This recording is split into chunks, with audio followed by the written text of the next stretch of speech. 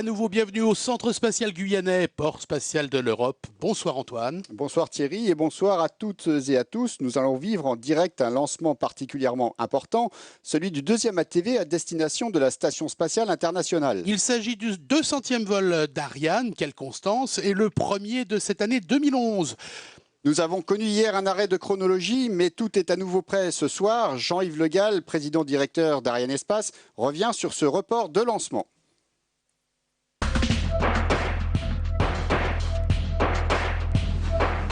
Bonsoir. Eh bien, deuxième tentative pour ce lancement historique, 200e lancement d'Ariane qui va mettre en orbite l'ATV2 Johannes Kepler. Et deuxième tentative parce que, vous l'avez vu hier soir, pendant la séquence finale de 7 minutes pendant laquelle toutes les opérations sont automatisées, eh bien, l'ordinateur de bord a relevé une difficulté, c'est-à-dire une information qui n'était pas conforme à ce qui était attendu, et la séquence a été interrompue. Et comme nous partons vers la Station spatiale internationale, nous devons partir à un instant donné et donc il n'y a pas de fenêtre de lancement, ce qui fait que hier soir il a fallu s'arrêter. Donc aussitôt les opérations arrêtées hier soir, nos équipes se sont mises au travail pour comprendre, analyser et réparer l'origine de cette difficulté. À présent, le lanceur Ariane 5 a été remis en condition complètement opérationnelle. La chronologie est en cours. Et donc, si tout va bien, eh bien, nous aurons une reprise des opérations de chronologie finale 7 minutes avant l'heure de tir. Donc, par rapport à hier soir, elle est un peu avancée. Hier soir, on était à 19h13 minutes 57 secondes. Ce soir, nous serons à 18h50 minutes 55 secondes. Et donc, si tout va bien, nous allons engager cette chronologie finale. Et j'espère qu'aujourd'hui, nous irons jusqu'au bout. Et donc, je vous laisse regarder ce lancement. Ariane 5 ES. ATV2, Johannes Kepler. Ici en salle Jupiter, nous découvrons à présent la cellule de vol présidée par Jean-Yves Le Gall. Exceptionnellement ce soir, il est accompagné de Jean-Jacques Dordain, le directeur général de l'Agence spatiale européenne. Cette cellule, c'est le centre de décision de chacun des vols pour Arianespace. Elle est composée de Patrick Loire, directeur de l'établissement Arianespace à Kourou, d'Édouard Pérez, directeur technique central d'Arianespace. Également présent, Michel Aymar, directeur des lanceurs du CNES. Est-ce que tu peux nous préciser le fonctionnement de cette cellule? Elle constitue l'autorité décisionnelle en liaison permanente avec le centre de lancement numéro 3. C'est du CDL3 que les équipes mettent en œuvre le lanceur afin d'obtenir le pré-synchro général, étape indispensable au lancement de la séquence automatique finale de contrôle aboutissant au décollage. Le détail de cette campagne, pas comme les autres, vous allez le voir, en compagnie du chef de mission Jean-Marc Durand et du COEL Klaus Sell. Précisons que c'est la première fois en 200 lancements que le COEL n'est pas de nationalité française.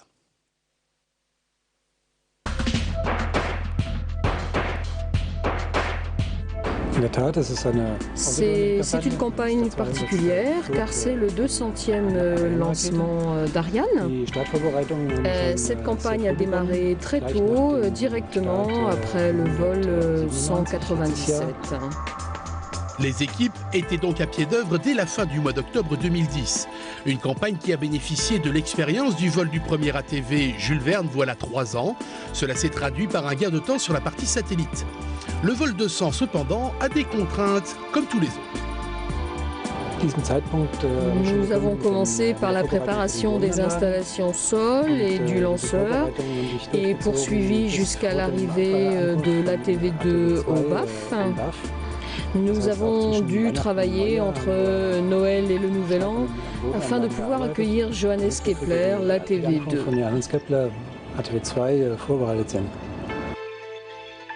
L'ATV2 Johannes Kepler transporte 5 tonnes 4 d'ergols pour la station, 100 kg d'oxygène et 1 tonne 6 de matériel, qu'il soit scientifique, qu'il permette l'entretien de l'ISS ou tout simplement des denrées et des vêtements pour l'équipage.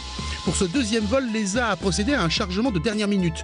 28 colis d'une masse combinée de 430 kg. Il a fallu pour cela respecter le protocole Volabilité.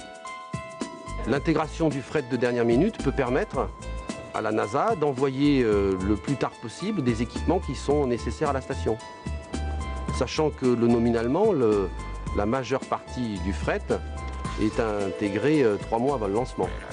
Le fait de pénétrer à l'intérieur du module engendre des contraintes d'accès en matière de propreté et de contamination. Il y a des procédures qui sont mises en place par l'ESA pour que l'environnement de l'opérateur qui descend à l'intérieur du module soit respecté. Dernière contrainte, et pas des moindres, ce vol est programmé à heure fixe de décollage. La dernière phase, c'est-à-dire le transfert du lanceur en zone de lancement suivi des remplissages, nécessite un respect absolu du planning car ce soir nous n'avons pas de fenêtre de tir. Toutes les données de campagne ont été périodiquement passées au crible pour s'assurer de leur qualité. L'autorisation de transfert vers la zone de lancement a été délivrée. Chose faite la veille du décollage. La chronologie a débuté. Dans quelques minutes, Ariane 5 et ATV2 Johannes Kepler vont pouvoir s'élancer. Ariane 5 qui patiente à environ 14 km de la salle Jupiter où nous nous trouvons. Nous sommes à un peu plus de 8 minutes du décollage. Tout est au vert comme vous le voyez à gauche de votre écran. Ce tableau présente en temps réel la synthèse des systèmes nécessaires aux opérations de lancement. Parmi les informations, la situation de l'ensemble de lancement, des moyens de poursuite du lanceur en vol ainsi que la météo. Sont également collectées des données concernant le passager qui est sous la coiffe pressurisée. Ce soir, tout comme hier, il n'y a pas de fenêtre de lancement. La tentative se fera à heure fixe. Le H0, l'instant correspondant à l'envoi de l'ordre d'allumage du moteur Vulcain, est programmé aujourd'hui à 21h55 50 secondes en temps universel. En conséquence, une fois la séquence synchronisée engagée à H0-7 minutes, tout arrêt serait aussitôt sanctionné, comme hier, par un nouveau report de lancement. Le début de cette séquence de contrôle automatique va donc bientôt être annoncé. Le directeur des opérations ce soir... Il s'agit de Damien Simon, le chef d'orchestre de la soirée. Par ses annonces, il permet à chacun d'être informé du déroulé de la chronologie et assure ainsi l'interface entre les différentes équipes. Nous sommes à quelques secondes de l'annonce. Nous allons écouter le directeur des opérations. Top H0-7 minutes. Début de séquence synchronisée. Antoine, en 7 minutes, le lanceur va devenir progressivement autonome. Les différents systèmes du lanceur se configurent en vue du décollage, que ce soit les équipements électroniques, mais également les organes propulsifs des différents étages. Ils sont tous contrôlés en permanence, et ce jusqu'aux derniers instants, quelques secondes avant le H0. Un ensemble de vérifications qui concerne également le passager. Alors justement, un passager aux caractéristiques très impressionnantes. Tout d'abord, sa masse, 20 tonnes. Il apparaît comme un gigantesque cylindre réalisé par Astrium. Il mesure une dizaine de mètres de hauteur et 4,5 mètres de diamètre. Il est propulsé par 4 moteurs principaux et son orientation est réalisée par une vingtaine d'impulseurs. ATV sait en permanence se positionner. Il a embarqué un récepteur GPS, mais ce n'est pas le seul outil. Il dispose effectivement d'un système de reconnaissance des constellations stellaires permettant de s'orienter dans l'espace. Et puis comme son nom l'indique, c'est un cargo automatisé. Donc après largage, il ralliera l'ISS seul et va gérer son docking tout seul. Notamment les 250 derniers mètres grâce à un guidage vidéo laser. Dès lors, la seule intervention humaine possible est une manœuvre d'évitement afin de préserver l'intégrité de l'ISS. À son bord, un chargement destiné à la station elle-même, comme des équipements de rechange, des ergols ou encore de l'oxygène. Également dans le chargement de la nourriture, des vêtements pour l'équipage. Ils sont actuellement 6 à attendre cette charge. Nous en saurons plus dans quelques minutes avec un message justement de 3 de ces astronautes. À propos de message, nous profitons de ces quelques instants pour transmettre nos salutations aux différents sites qui nous suivent en direct, notamment l'ESA et Astrium à Brême, ainsi que le CNES sur les sites de Toulouse et d'Évry. Évry, où nous suivent également Arianespace et ses invités, tout comme Astrium au Mureau. N'oublions pas les équipes SNECMA à Vernon. Enfin, en région bordelaise, Astrium et SNECMA propulsion solide. Bienvenue également à l'ensemble des internautes, toujours plus nombreux, à nous suivre sur arianespace.com. Alors on le disait Antoine, ce soir c'est une Ariane 5 ES qui va assurer le 200e vol d'une Ariane. C'est dire si ce lancement est symbolique. Ce lanceur est d'une hauteur de 53 mètres. Sa masse au décollage est de 773 tonnes. On aperçoit de part et d'autre du corps central les étages à propergol solide. Précisons que leur chargement est constitué de butylane. L'étage principal cryotechnique avec à sa base un moteur Vulcain 2 est alimenté en hydrogène et oxygène liquide. L'EPS enfin assurera la plus longue partie de la mission et particularité, son moteur à Estus fonctionne à la monométhylhydrazine et au peroxyde d'azote. Ces ergols, réagissant spontanément l'un avec l'autre, vont donner au composite supérieur une capacité de réallumage après un premier vol balistique. Enfin, la coiffe en matériaux composites destinée à protéger le passager au sol et lors de la traversée de l'atmosphère. Alors bientôt à la moitié de la séquence synchronisée, tous les paramètres sont toujours au vert. Un mot du nom de baptême de la TV2, hommage à Johannes Kepler. Kepler, un mathématicien et astronome allemand du XVIe siècle, son nom est associé à la loi qui régit le mouvement des planètes. Dans la droite suite des travaux de Copernic, il met en évidence la course elliptique des planètes avec le Soleil pour foyer. C'est en 2009, à l'occasion du 400e anniversaire de la publication de son ouvrage de référence Astronomia Nova, qu'a été décidé de lui rendre cet hommage. Cela permet de rappeler également l'importance de l'humain dans l'aventure spatiale. Il faut des femmes et des hommes motivés et toujours mieux formés afin d'assurer les différentes missions avec succès. Nous voici justement au CDL3 où officie, selon les propres termes de Jean-Yves Le Gall, la meilleure équipe opérationnelle au monde. Deux principaux groupes travaillent ensemble, celui du COEL, le chef des opérations de l'ensemble de lancement, qui a la responsabilité de coordonner toute la campagne lanceur et donc aussi la chronologie. Rappelons que c'est la première fois que le COEL n'est pas français, tout comme une partie de son équipe. Klaus Selle est d'origine allemande. Cela permet de souligner la réelle représentation européenne au sein d'Ariane Espace. Il y a aussi l'équipe du CEPAP, le chef de programme Ariane Production, la personne d'Olivier Ricoire. Elle constitue l'autorité technique qui a la responsabilité de garantir l'aptitude du lanceur en vol. Elle intervient très en amont puisque dès la fabrication des étages, elle doit valider le respect des spécifications techniques. Ces personnes travaillent sous la conduite de Louis Laurent, le directeur des programmes d'Ariane Espace.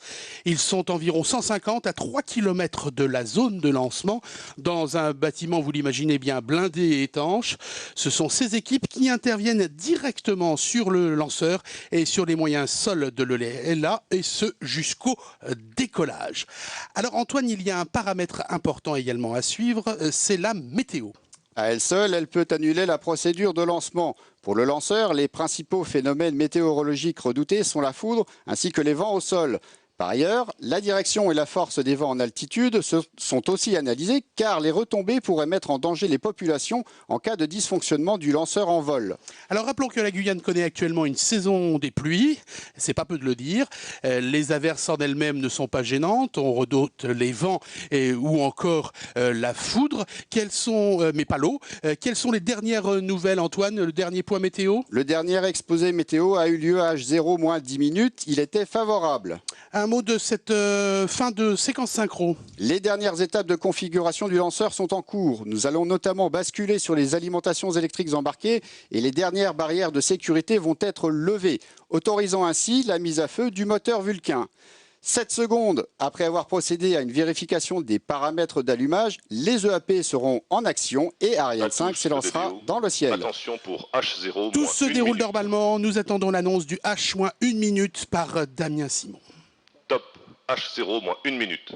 Ultime vérification, c'est la dernière ligne droite avant ce décollage du 200e vol d'Ariane. 200e vol, un passager prestigieux de 20 tonnes. Plus que jamais, nous allons faire silence pour vous laisser apprécier cet instant magique que constitue à chaque fois le décollage d'une Ariane 5 dans la nuit guyanaise.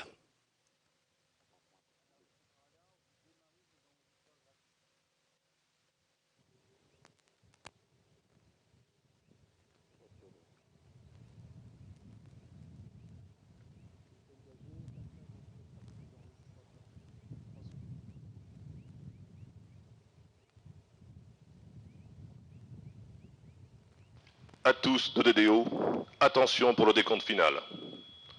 10, 9, 8, 7, 6, 5, 4, 3, 2, unité. Top, allumage Vulcain. Confirmé. Top, allumage EAP, décollage.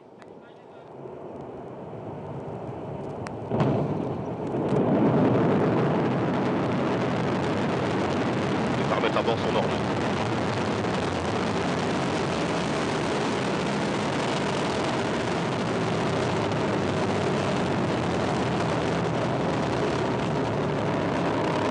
Toujours aussi impressionnant un décollage.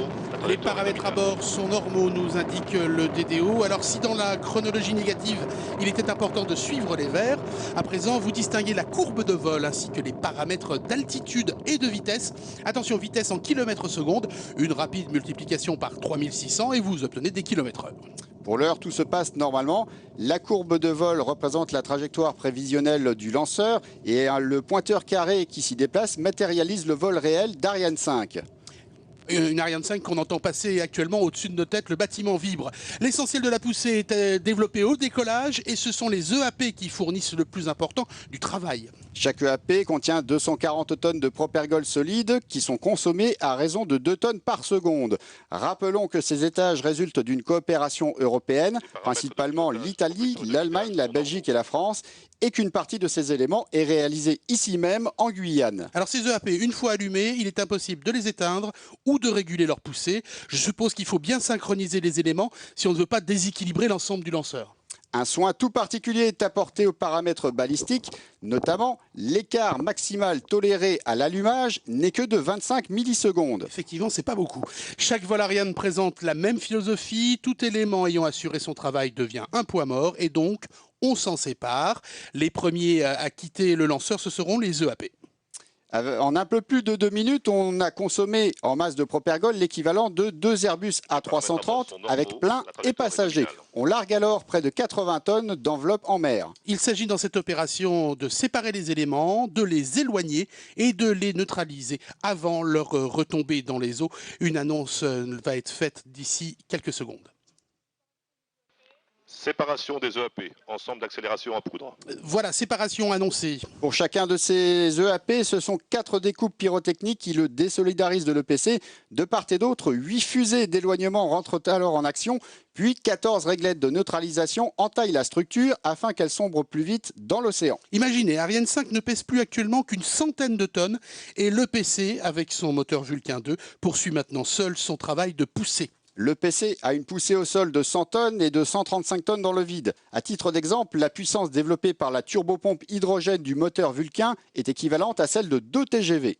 Un mot de la coiffe qui assure la protection de l'ATV. Cet élément est en matériaux composites. Il est construit par la société suisse Ruag. Passé les couches denses de l'atmosphère et au-delà de 100 km d'altitude, il n'y a plus de risque pour l'ATV et on va déclencher le largage de cette coiffe. Nous sommes toujours dans cette idée de se débarrasser de tout poids mort. Dès sa conception, elle a été imaginée la plus légère possible. Elle mesure 17 mètres de hauteur et est constituée d'une structure de nid d'abeille aluminium prise en sandwich entre 2 pots de carbone. On se sépare ainsi de 2 tonnes 400. Largage de la coiffe. Nous y sommes, la coiffe se divise en deux.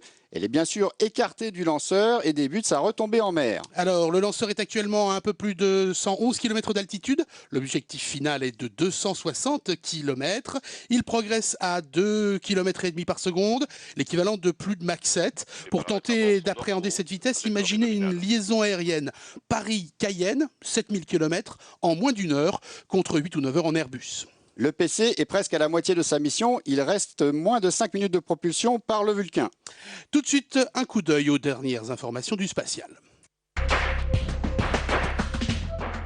6 vols réussis en 2010. Le dernier lancement Ariane 5 a eu lieu le 29 décembre dernier. À bord 2 satellites de communication, l'espagnol Hispasat 1E et le coréen Koreasat 6. C'était le 55e lancement d'une Ariane 5, 41e succès consécutif.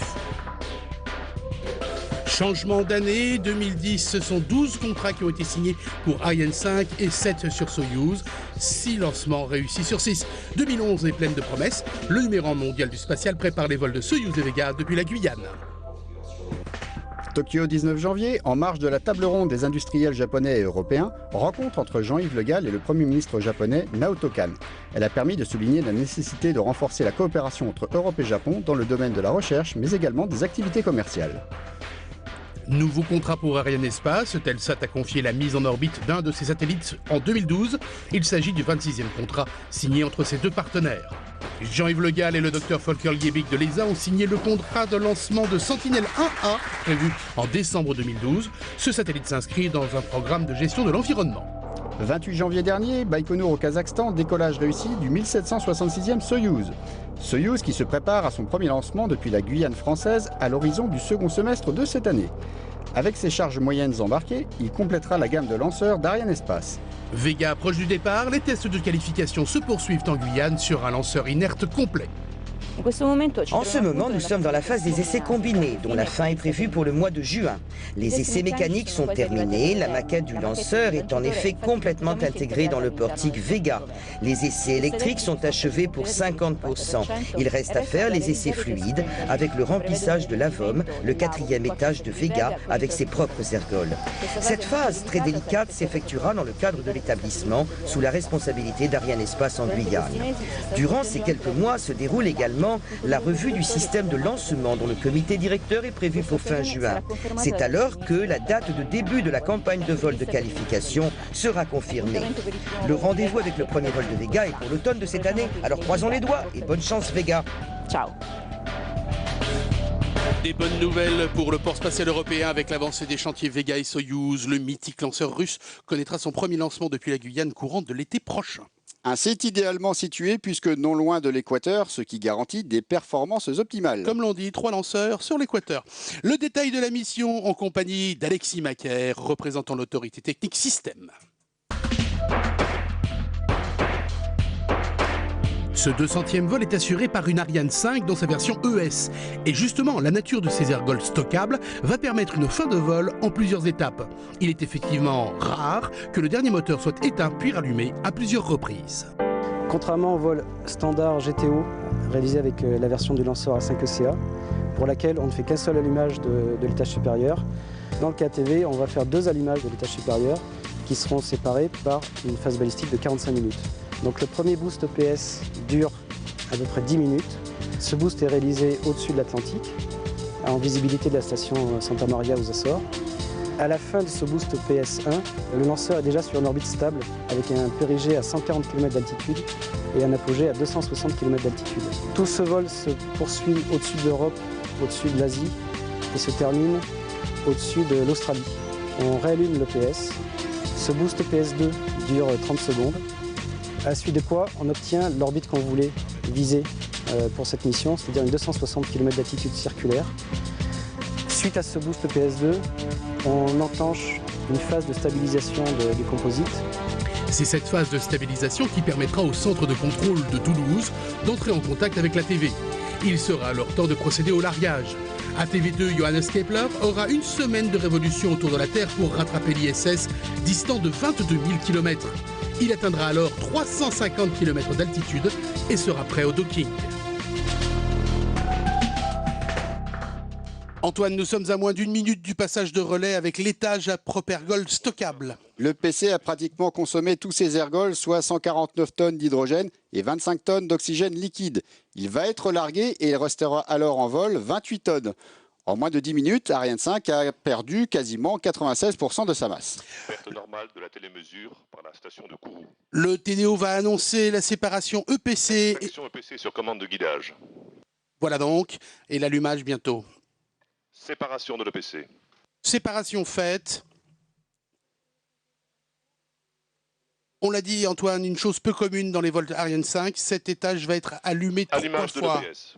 Voilà, premier allumage pour une durée de fonctionnement de 8 minutes. Le lanceur va être, après ces 8 minutes, placé en vol balistique pendant 45 minutes, puis on rallume l'EPS. Ce que l'on cherche à faire, c'est à installer la TV sur une orbite circulaire de 260 km d'altitude. Et pour ce faire, lorsque le composite rejoindra l'apogée de 250 km, on allumera le moteur de l'EPS pendant 30 secondes pour circulariser sa trajectoire. C'est donc sur cette trajectoire que l'on va se séparer de la TV. Mais alors pourquoi procéder à un 3e allumage? Nous aurons achevé la mission pour le client, mais pas pour le lanceur. À des altitudes aussi basses, on veut contrôler la rentrée de l'EPS dans l'atmosphère. C'est pour cela que l'on réallumera l'EPS après encore 45 minutes de vol balistique afin de piloter sa descente vers l'océan Pacifique.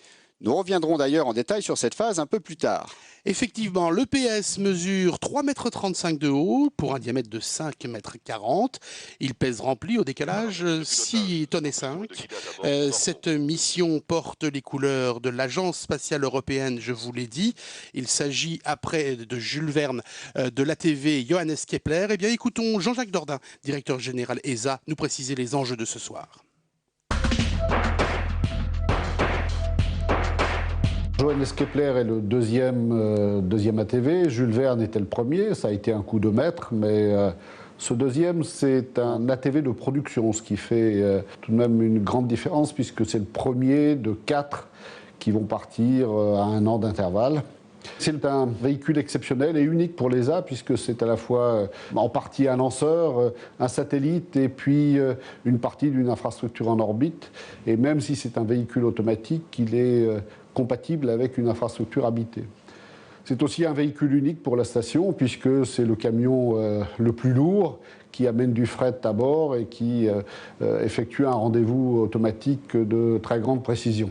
C'est le résultat d'un travail très important qui a lieu dans toute l'industrie européenne sous le leadership d'Astrium à Brême pour ce qui concerne la production. C'est aussi une coopération avec les partenaires puisque nous avons besoin de l'ensemble des partenaires de la station et en particulier du partenaire russe puisque nous venons nous accoster sur la partie russe de la station. C'est bien entendu aussi le résultat d'un soutien continu de la part des États membres que je voudrais remercier à la fois pour ce soutien et puis pour leur patience pour cet événement exceptionnel. Extinction et rallumage sont rendus possibles, Antoine, par les ergols utilisés. C'est le moteur Aestus qui assure la propulsion. Sa poussée dans le vide est de l'ordre de 3 tonnes. Ce moteur utilise des ergols dits stockables, c'est-à-dire qu'ils sont chargés à température ambiante. Sur cet étage, c'est la monométhylhydrazine et le peroxyde d'azote qui ont la particularité de s'enflammer spontanément au contact l'un de l'autre. Alors justement, comment sont gérés extinction et rallumage? Des ordres séquentiels sont envoyés par le calculateur de bord. Ils vont commander une série de vannes électriques spécialement étudiées pour cette fonction. Précisons que ce calculateur est redondé et redoublé pour des raisons de sécurité et il est situé dans la case à équipement. Qui est un élément mécanique en composite carbone dont les éléments structuraux bénéficient de la technologie Fiber Placement qui est utilisée spécifiquement pour la configuration ATV. Elle accueille les équipements nécessaires aux lanceurs comme les calculateurs et l'électronique séquentielle. Intéressons-nous maintenant aux passagers, le véhicule automatique de transfert, l'ATV, comment ça marche? «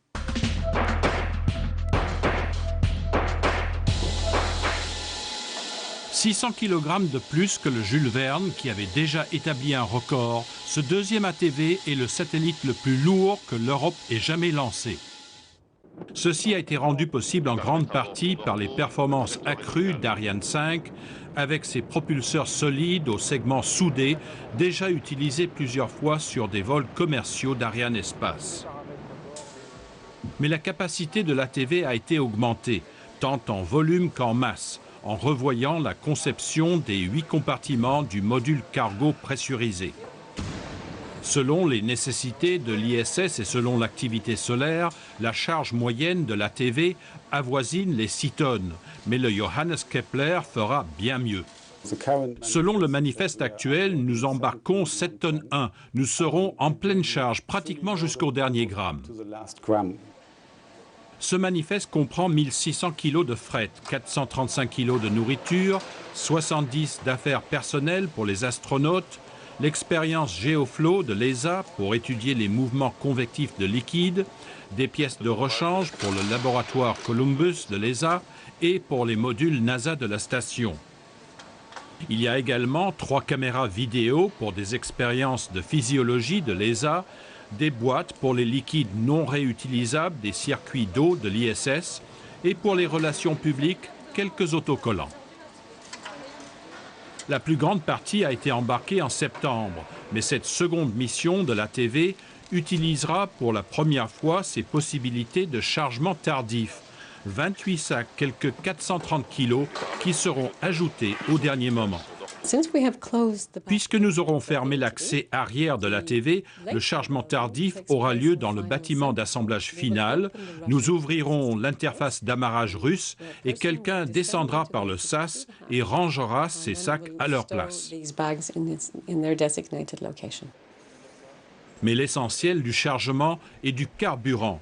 À part les réservoirs à eau, qui cette fois sont vides, les autres sont pleins à ras-bord. 4 tonnes et demie d'ergols pour rehausser l'altitude de l'ISS, 850 kg pour le module russe FGB et 100 kg de gaz, de l'air, de l'oxygène et de l'azote. On se souvient des images du Jules Verne qui se désintégrait en plongeant vers l'océan Pacifique. Cette réentrée, totalement maîtrisée, avait été filmée par 2 avions. Cette fois, il n'y aura aucune surveillance aérienne. Mais lors de sa descente, le Johannes Kepler aura un passager insolite, un picosatellite 30 cm de diamètre, seulement 4 kg, qui enregistrera et retransmettra au sol des renseignements sur la désintégration, les ultimes instants de cette seconde mission de la TV.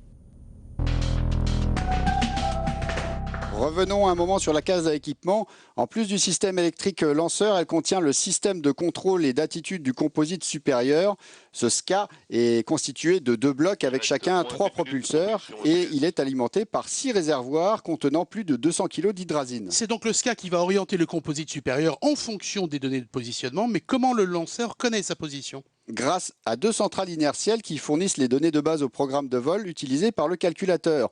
Celui-ci détermine en permanence la position du lanceur par rapport à l'objectif qui lui est assigné, mais le lanceur est totalement autonome. Il ne reçoit jamais aucune donnée sur sa position depuis le sol. Il lui faut se débrouiller seul pour rejoindre son but. Alors tu parlais tout à l'heure d'hydrazine utilisée par le SCA. Il n'y a pas de comburant pour l'enflammer comme pour l'Aestus. Non, l'hydrazine est décomposée en gaz chauds tels que l'hydrogène, l'azote et l'ammoniac.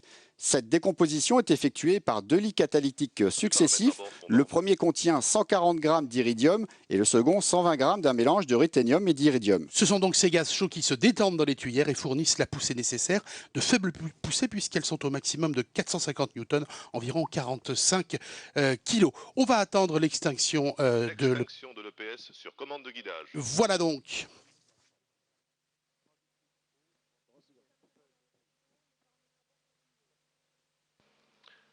Début de la manœuvre d'orientation en phase balistique qui durera 42 minutes. Bien, eh bien. À présent, la première partie de la mission d'Ariane 5 ES est terminée et débute donc la phase balistique. Donc, l'étage à propelgeur stockable d'Ariane 5, l'EPS, et la TV2 Johannes Kepler vont bientôt survoler l'Europe, puis l'Asie, le sud-est asiatique et l'Australie pendant un total de 42 minutes. Ensuite, l'EPS fonctionnera de nouveau pendant 4 minutes et à 19h54, la TV2 Johannes Kepler sera séparée d'Ariane 5. Je vous donne donc rendez-vous dans à peu près 45 minutes pour participer à la deuxième partie de la mission. Voilà, c'était Jean-Yves Le Gall. Tous les paramètres à bord sont normaux. Revenons à présent sur les relations liant l'Agence spatiale européenne avec Arianespace en compagnie de Nico Detman et de Christophe Bardou.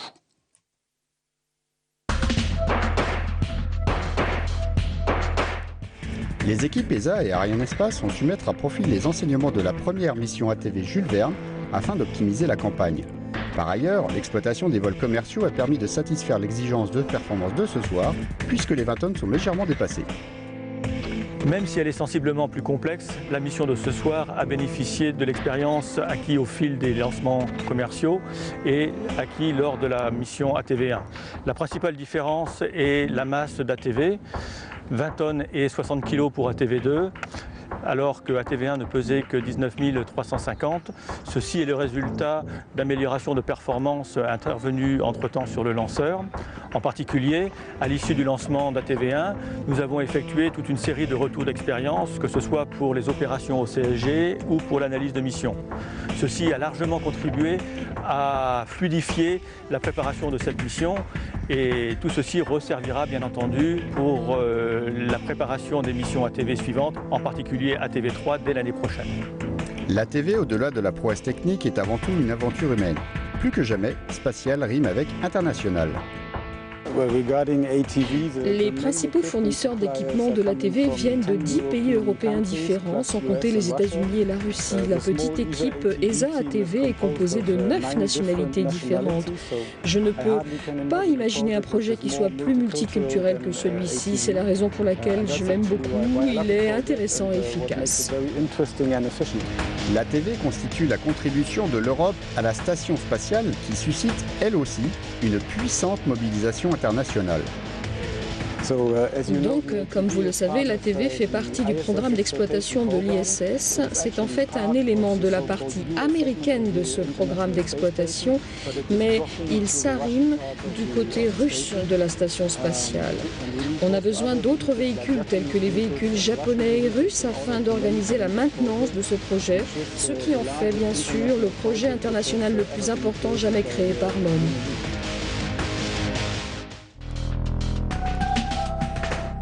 Un mot sur le projet ATV, il prend en quelque sorte la suite des navettes américaines et viendra épauler le cargo russe Progress. Il faut imaginer qu'il y a 6 ans de cela, ce véhicule européen n'était même pas conçu. Il a fallu 3 années d'une forte mobilisation internationale pour que le premier ATV décolle. Ce ne sont pas moins de 10 000 personnes qui ont collaboré à sa réalisation. Soulignons que c'est l'équivalent du nombre de personnes impliquées dans le programme Ariane. C'est donc colossal. Je parlais de la succession du programme américain de vol habité. Il y a des pistes envisagées ? Il est question d'adapter le module ATV afin de le rendre habitable et d'assurer les rotations d'astronautes dans l'ISS. On se souvient de Rosetta ou encore d'Herschel Planck, Arianespace et les missions scientifiques, c'est tout de suite.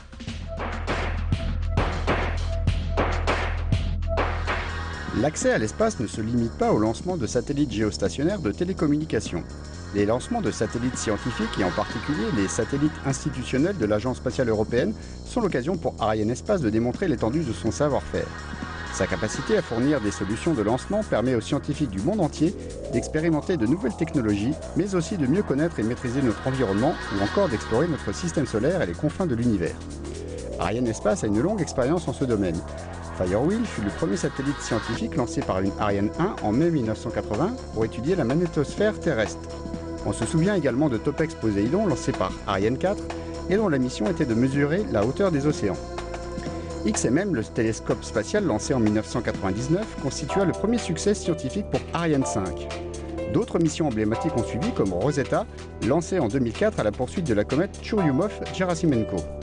Dernièrement, ce fut Herschel et Planck lancés en 2009 pour observer les émissions dans l'infrarouge lointain et étudier le rayonnement micro-ondes fossile.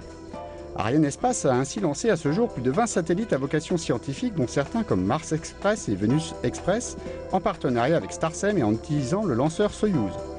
D'ailleurs, dès cette année, la capacité de lancement d'Arianespace depuis la Guyane sera renforcée avec l'arrivée de ce même lanceur Soyouz, utilisé pour les charges utiles de moins de 3 tonnes, et elle sera complétée par le Vega pour les petits passagers d'environ 1000 kg. Arianespace sera ainsi en mesure de répondre avec la meilleure efficacité à la demande que représente l'ensemble des missions scientifiques de l'Agence spatiale européenne. Des missions au profil parfois très spécifiques, comme les missions relatives à l'environnement terrestre, la poursuite des missions à destination de l'ISS avec les ATV, ou encore la navigation avec le programme Galileo. Depuis les premières Ariane 1 jusqu'à la puissante et contemporaine Ariane 5, Arianespace continue d'apporter sa contribution à l'incessante quête humaine de compréhension dans l'ensemble des domaines de la recherche scientifique. Des missions scientifiques confiées à Arianespace ainsi qu'à Starsem. Antoine, nous parlions des vols habités avec les possibilités que pourrait offrir l'ATV. Ce serait somme toute dans la logique des choses ? L'ATV rejoignant une station habitée, il doit déjà remplir un certain nombre d'exigences pour ne pas mettre en péril les équipes ISS. Il y a notamment des obligations de décontamination qui sont draconiennes. Cependant, des vols habités nécessiteraient plusieurs adaptations des infrastructures du centre spatial guyanais. Des installations qui regroupent de nombreuses activités, notamment la poursuite du lanceur et de son passager en vol. Ils ne sont jamais laissés seuls grâce à un réseau de stations qui est particulièrement renforcé ce soir sur la presque totalité de la circonférence terrestre. Damien Simon, le DDO, nous en dit plus. Après le décollage, le lanceur et son passager sont progressivement perdus de vue, mais ils n'échappent pas à la vigilance des équipes. Elles sont mobilisées sur terre comme sur mer pour collecter toutes les informations nécessaires afin de confirmer le bon déroulement du vol. Il faut assurer un suivi permanent du lanceur sur toutes les phases de vol propulsé, concrètement, en partant des côtes de la Guyane et les stations de télémétrie de Galio qui vont permettre de recevoir toutes les données du lanceur. Ensuite, on a mis en place une SNA, une station navale. Ce sont des moyens qui sont mis en place sur un bateau, le MN Toucan d'ailleurs, un bateau d'Arianespace, qui est exactement à mi-distance entre les Açores et chez nous. Ensuite, on va passer par les Açores, où on aura la première extinction de l'EPS. À partir de ce moment, on sera en phase balistique pendant de l'ordre de 45 45 minutes. Pendant cette phase balistique, on va s'appuyer sur le support de la DGA qui, de par ses radars, nous permettra d'obtenir une excellente visibilité sur le positionnement du lanceur. La DGA est un partenaire privilégié et de longue date du CNES dans le cadre des activités spatiales, en particulier pour les programmes militaires comme le programme Helios, pour lequel le CNES assure la maîtrise d'ouvrage déléguée de toute la composante spatiale du programme. Une fois qu'on aura quitté la visibilité DGA, on va passer par celle de Perth en Australie et d'Awarua en Nouvelle-Zélande. Sinon, il a fallu aller mettre en place aussi, je dirais, en Nouvelle-Zélande, à Awarua, une station pour pouvoir avoir la visibilité sur la seconde phase propulsée de l'EPS et la séparation d'ATV. Alors ce qui est original, c'est que ça met en évidence la dimension planétaire et humaine de cette campagne, par le fait que l'antenne qui est mise en place vient de nos partenaires d'OTB en Afrique du Sud, et qu'il a fallu aller mettre donc une antenne africaine avec des moyens de type réception Ariane 5 qui viennent du CSG. Ça met en évidence le maillage humain de cette campagne. Nous avons aperçu dans ce reportage le site de la Montagne des Pères ici en Guyane. C'est là que sont acquis plusieurs centaines de paramètres. Ce sont plus de 600 paramètres qui sont télémesurés et dont 150 qui sont analysés en temps réel par l'équipe du contrôle visuel immédiat. C'est Nathalie Philippe d'Ariane Espace qui rend compte actuellement à la cellule de vol du déroulement de la mission. Toutes ces données seront néanmoins analysées à l'issue de la mission. Elles constituent une mémoire de vol importante. Dès demain, les premiers paramètres seront exploités. Si nécessaire, les équipes de la campagne suivante seront alertées afin de remédier à un éventuel problème. Mais ce n'est que la première étape car un vol est décrypté sur plusieurs mois. La réalisation de l'ATV a été confiée à Astrium. L'importance de ce chantier en compagnie de François Hauck.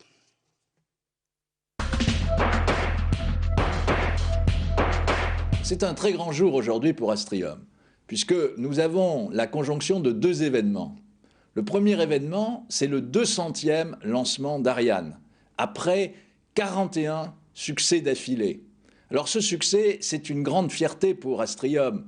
Et ça n'est pas le fruit du hasard, c'est le fruit d'un travail industriel tout à fait extraordinaire, de longue haleine, qui a été fait partout en Europe pour assurer la fiabilité, la performance du lanceur, sous la responsabilité d'Astrium, maître d'œuvre d'Ariane. Je voudrais saisir cette opportunité pour vraiment remercier du fond du cœur les femmes et les hommes qui sont à l'origine de cet extraordinaire succès chez Astrium et chez tous les industriels européens.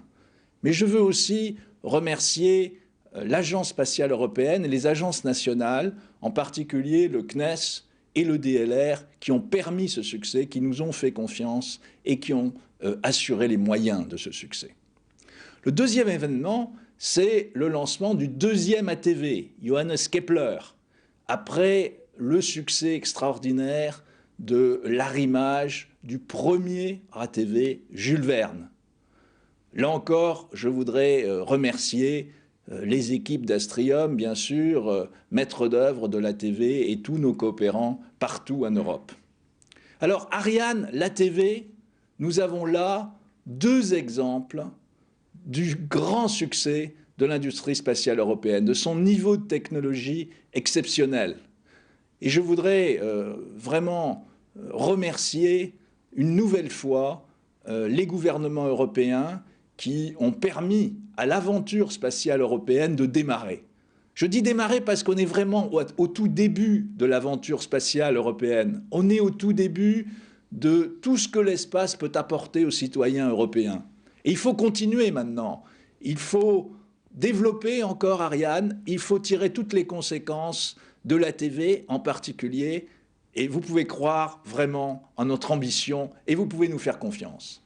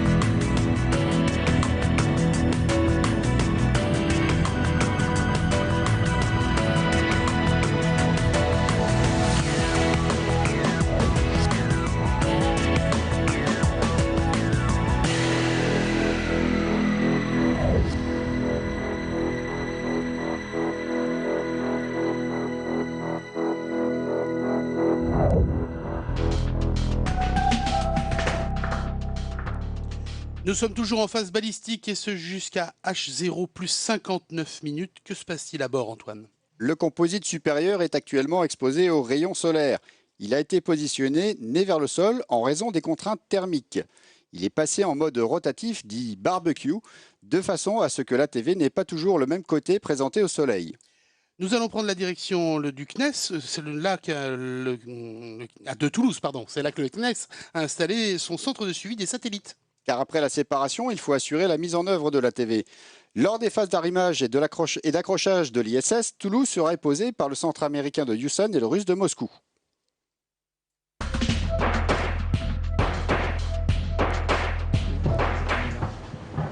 Depuis les premiers jours de l'exploration spatiale, le CNES, le Centre national d'études spatiales, a accumulé une grande expérience, non seulement dans la conception de satellites et de vol habité, mais aussi dans tout le contrôle opérationnel de satellites en orbite.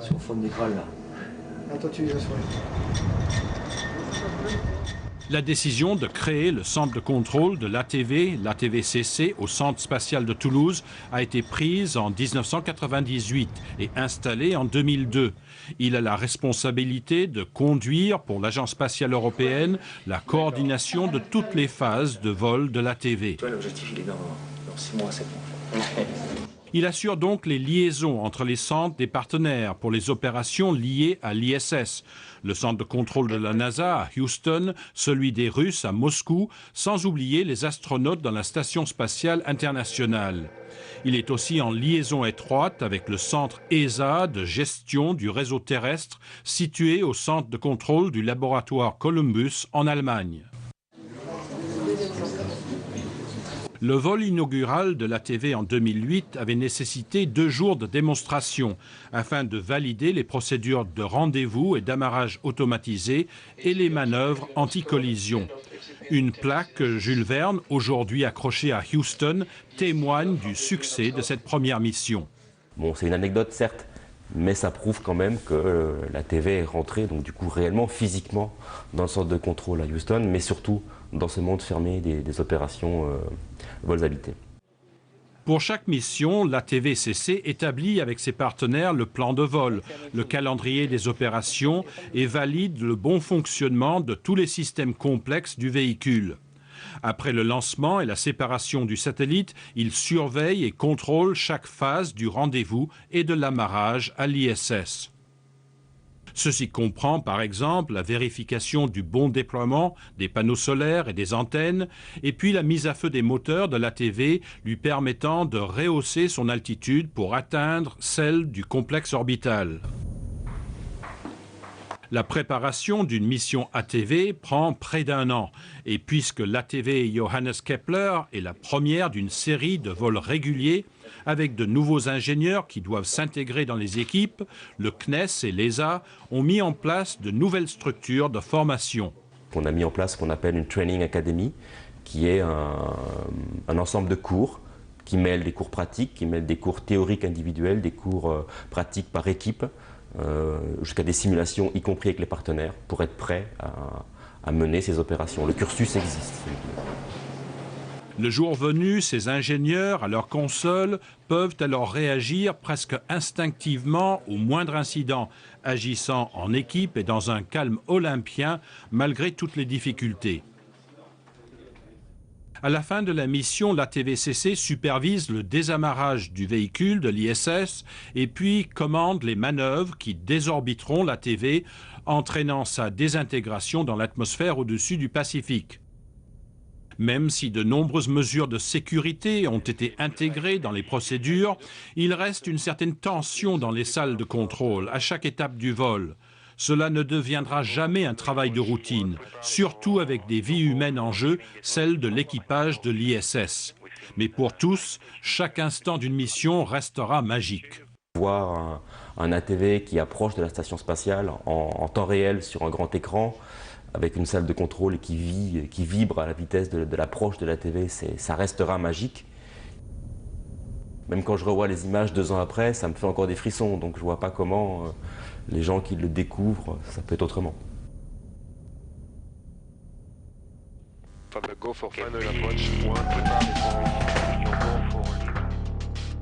200e vol d'Ariane 5, enfin d'une Ariane, et c'est une Ariane 5, vous avez vu, qui est au nord de l'Inde. Nous découvrons en direct là le centre de contrôle ATV du CNES. Une mission ATV, Antoine, c'est un projet européen, mais porté bien au-delà. Pour assurer la coordination continue entre les divers centres de contrôle, on fait appel à un réseau de communication basé en Allemagne, l'IGS, pour Interconnection Ground Subnetwork. Le réseau n'est pas seulement terrestre et cette collaboration internationale ne connaît pas de frontières. Et pour cause, puisqu'est aussi sollicité le satellite Artemis, afin d'une part de relayer les données télémesurées, mais également d'acheminer les ordres de télécommande. À propos de la NASA, nous découvrons comment les Américains perçoivent la coopération avec les Européens.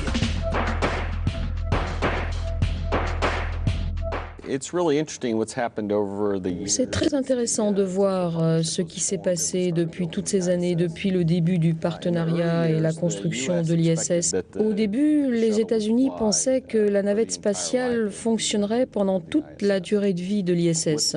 Lorsque la décision a été prise de faire prendre sa retraite à la navette et de passer à d'autres systèmes pour le ravitaillement, alors l'ATV est devenu un élément critique de notre capacité. Auparavant, vu les proportions qu'il transportait, il avait un rôle qui était tout à fait redondant avec celui de la navette spatiale. C'est vrai, donc lorsque la décision a été prise de faire prendre sa retraite donc à cette navette, à la fois l'ATV et sa version japonaise, l'HTV, sont donc devenus des éléments clés, critiques de notre système de logistique. Dans les véhicules que nous fournissons aux États-Unis pour ravitailler l'ISS, eh bien, en fait, on se rend compte qu'ils ne font que transporter ce qui reste après que l'ATV et l'HTV ont joué et rempli leur rôle. Ils sont devenus critiques pour la survie de l'ISS. L'ISS évolue, elle va rester en orbite pendant des années et il est évident qu'il y a quelque chose qui est absolument critique et fondamental, c'est le ravitaillement, et avoir une chaîne logistique sûre et fiable est fondamental pour le bien-être et la survie, l'utilisation de l'ISS. Lorsque les gens demandent « mais que pensez-vous ? Enfin, quel est le rôle d'un véhicule comme l'ATV par rapport à l'ISS ?» Ma réponse à cette question est très simple et je n'exagère pas. Nous ne pouvons pas survivre sans l'ATV. C'est fondamental pour nous. Et pour la survie de l'ISS, si on veut garder 6 équipes à bord, si on veut qu'elles continuent à travailler, à faire la recherche, à développer les plateformes que nous construisons en ce moment en orbite basse, nous devons faire en sorte que l'ATV continue à remplir son rôle. Et il a très bien marché jusqu'à présent. Nous sommes sûrs que les véhicules à venir joueront le même rôle.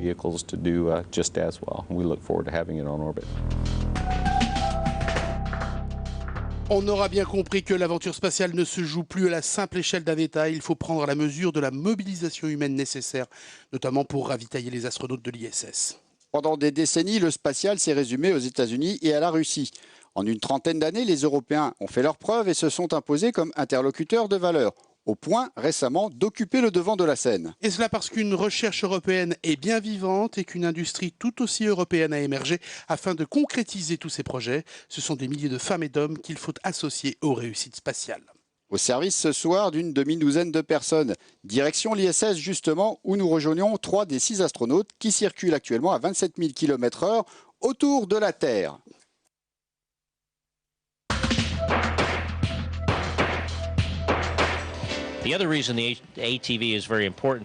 L'ATV est aussi très important pour nous pour une autre raison. À la différence de l'HTV ou d'autres véhicules commerciaux, il permet de repropulser la station spatiale pour ajuster son orbite et aussi d'éviter les débris. Donc c'est très important pour la station spatiale internationale. En tant qu'équipage, on attend avec impatience de travailler avec l'ATV. Mais c'est un peu différent de notre prochain véhicule de desserte, le véhicule japonais HTV. L'HTV, c'est un vaisseau qui s'approche de la station spatiale, se met en position et ensuite, Paolo et moi, on l'attrape avec un bras robotisé pour l'amarrer à la station, justement. Alors que l'ATV est un véhicule autonome qui s'arrime à la station spatiale sans bras robotisé. Mais Paolo va vous raconter tout cela. L'ATV nous guide vers l'avenir parce qu'il représente la technologie dont nous avons vraiment besoin si nous voulons aller au-delà de la Lune, vers vers Mars et ailleurs. Nous devons être autonomes et nous fier à une machine qui peut effectuer ces tâches très importantes. En fait, ce rendez-vous est extrêmement compliqué. Lorsque l'on voit ce gros satellite se diriger vers la station avec cette précision par rapport à la cible, vous réalisez qu'il faut vraiment que ces activités soient effectuées comme il faut.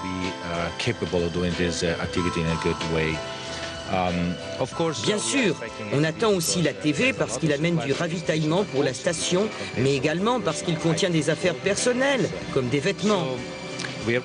On attend donc l'arrivée du véhicule et on voudrait vraiment remercier les industriels et les ingénieurs européens qui ont construit ce véhicule. Nous voulons remercier l'équipe de lancement en Guyane et l'équipe à Toulouse, d'Ariane Espace, de l'ESA et de toutes les équipes qui travaillent ensemble sur ce véhicule.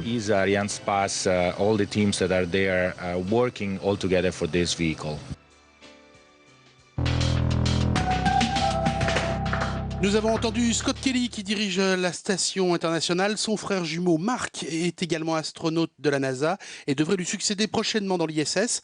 Il commandera le 19 avril le dernier vol Endeavour, avant-dernier vol d'une navette américaine. Antoine, revenons à la TV, c'est loin d'être un simple conteneur.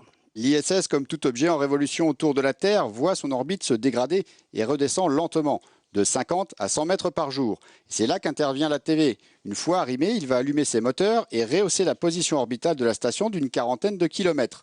Cela constitue une des raisons qui font envisager des vols ATV tous les ans. On revient en détail justement sur la mission ATV de Johannes Kepler en route pour l'ISS.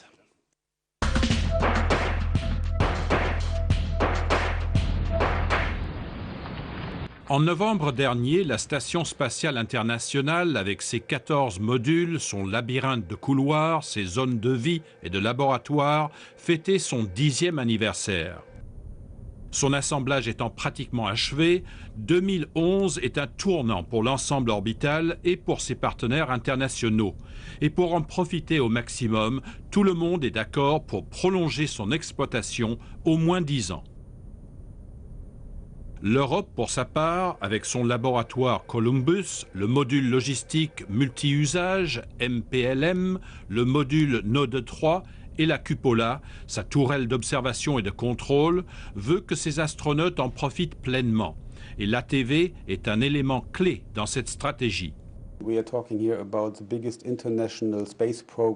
Il s'agit du plus important programme spatial jamais entrepris et l'ATV est un moyen de payer le fait que notre partenaire américain supporte notre module Columbus. C'est une obligation et une responsabilité. Et pour cela, nous aurons donc besoin de 5 ATV au moins, inclus le Jules Verne. Et nous discutons pour voir si nous devons en rajouter un autre pour prolonger l'exploitation de l'ISS. Avec la fin prochaine des vols de navettes, l'ATV sera le plus gros ravitailleur de l'ISS. En attendant de nouveaux vaisseaux, la station sera desservie par les Soyouz russes qui transportent les astronautes et les cargos russes Progress et ceux du Japon, les HTV. Mais avec sa capacité de 6 à 7 tonnes, l'ATV peut embarquer 3 fois plus qu'un Progress. Et le HTV doit être attrapé et amarré manuellement à l'ISS. L'ATV automatisé est donc le meilleur atout pour poursuivre l'exploitation de la station, surtout lorsqu'elle est en permanence occupée par 6 astronautes. La mise en œuvre de la mission Johannes Kepler arrive aussi à un moment important. Puisque la navette essaye d'y amener chaque fois une charge maximale, l'orbite de l'ISS est plus basse. Maintenant que les vols de navettes s'arrêtent, l'altitude de l'ISS va être augmentée et ceci sera fait par l'ATV. C'est un effort conséquent, une remontée de quelques 30 km que l'ATV devra fournir. Paolo Nespoli, l'astronaute de l'ESA, qui supervisera bien sûr l'amarrage de l'ATV, participera également à ces opérations. La mission de l'ATV Johannes Kepler est la première d'une série récurrente. Et les directeurs de vol au Centre spatial de Toulouse, du CNES, ont déjà entamé la préparation du vol du 3e ATV, l'Eduardo Amaldi, prévu au début de l'année prochaine. Après l'ATV3, le maître d'œuvre industriel EADS Astrium a 2 autres véhicules en commande.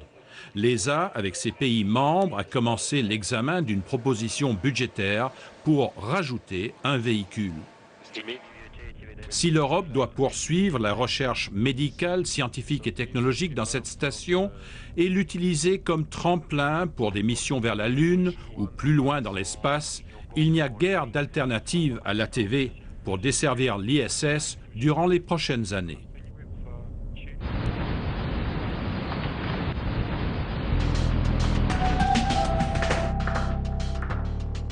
La séparation approche. Antoine, tu peux nous préciser ce qui attend l'ATV ? Dans l'heure qui vient, les 4 panneaux solaires seront déployés. Vous pourrez d'ailleurs assister à cette phase cruciale en notre compagnie. Ce soir, nous accompagnons ATV2 bien au-delà de la mission Ariane Espace. Il faudra une semaine à l'ATV pour rejoindre l'ISS, période durant laquelle des vérifications seront effectuées. La phase de docking pourra alors démarrer. Sa mission s'achèvera le 4 juin prochain, bien qu'en théorie, une mission ATV puisse durer 6 mois. C'est en raison du trafic des cargos Progress et de la prochaine navette qu'ATV2 connaîtra une mission plutôt courte. Nous allons revivre les moments forts de cette mission grâce aux équipes du réalisateur Manuel de Oliveira, notamment le lancement. J'en profite pour vous dire que l'équipe de l'ISS va décharger le cargo. Parmi les petits plaisirs, il y a des fruits. Et puis il faut rappeler l'exiguïté des lieux. Aussi, cette pièce supplémentaire n'est pas pour déplaire à certains astronautes qui aiment s'y retrouver au calme. Nous allons céder la parole dans quelques instants à notre confrère anglophone Joshua Jample. Il est en compagnie de Jean-François Clairvoy, qui connaît bien l'ISS pour y avoir séjourné, et avec mandat de l'Agence spatiale européenne, il a été très impliqué dès la toute première mission ATV Jules Verne. C'était il y a 3 ans. On va retrouver nos 2 compagnons.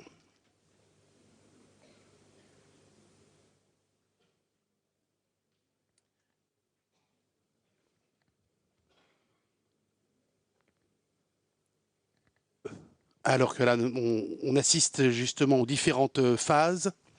On rappelle que nous sommes toujours en phase balistique. On a un petit peu de temps dans la retransmission ce soir et on a pensé prendre 10 minutes pour en apprendre plus sur cette merveilleuse machine, l'ATV. Comment ça marche, ce qui va se passer lorsqu'elle s'arrime à l'ISS.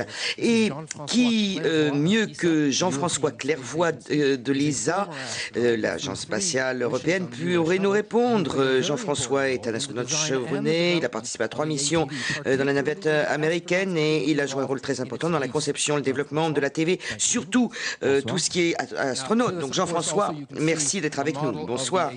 Bon, vous voyez une maquette de la TV. Alors Jean-François, avant que vous ne nous fassiez une visite guidée, que vous nous montriez comment ça marche, comment ça va s'arrimer. Alors, quel a été votre rôle exactement dans le développement de l'interface astronaute ATV?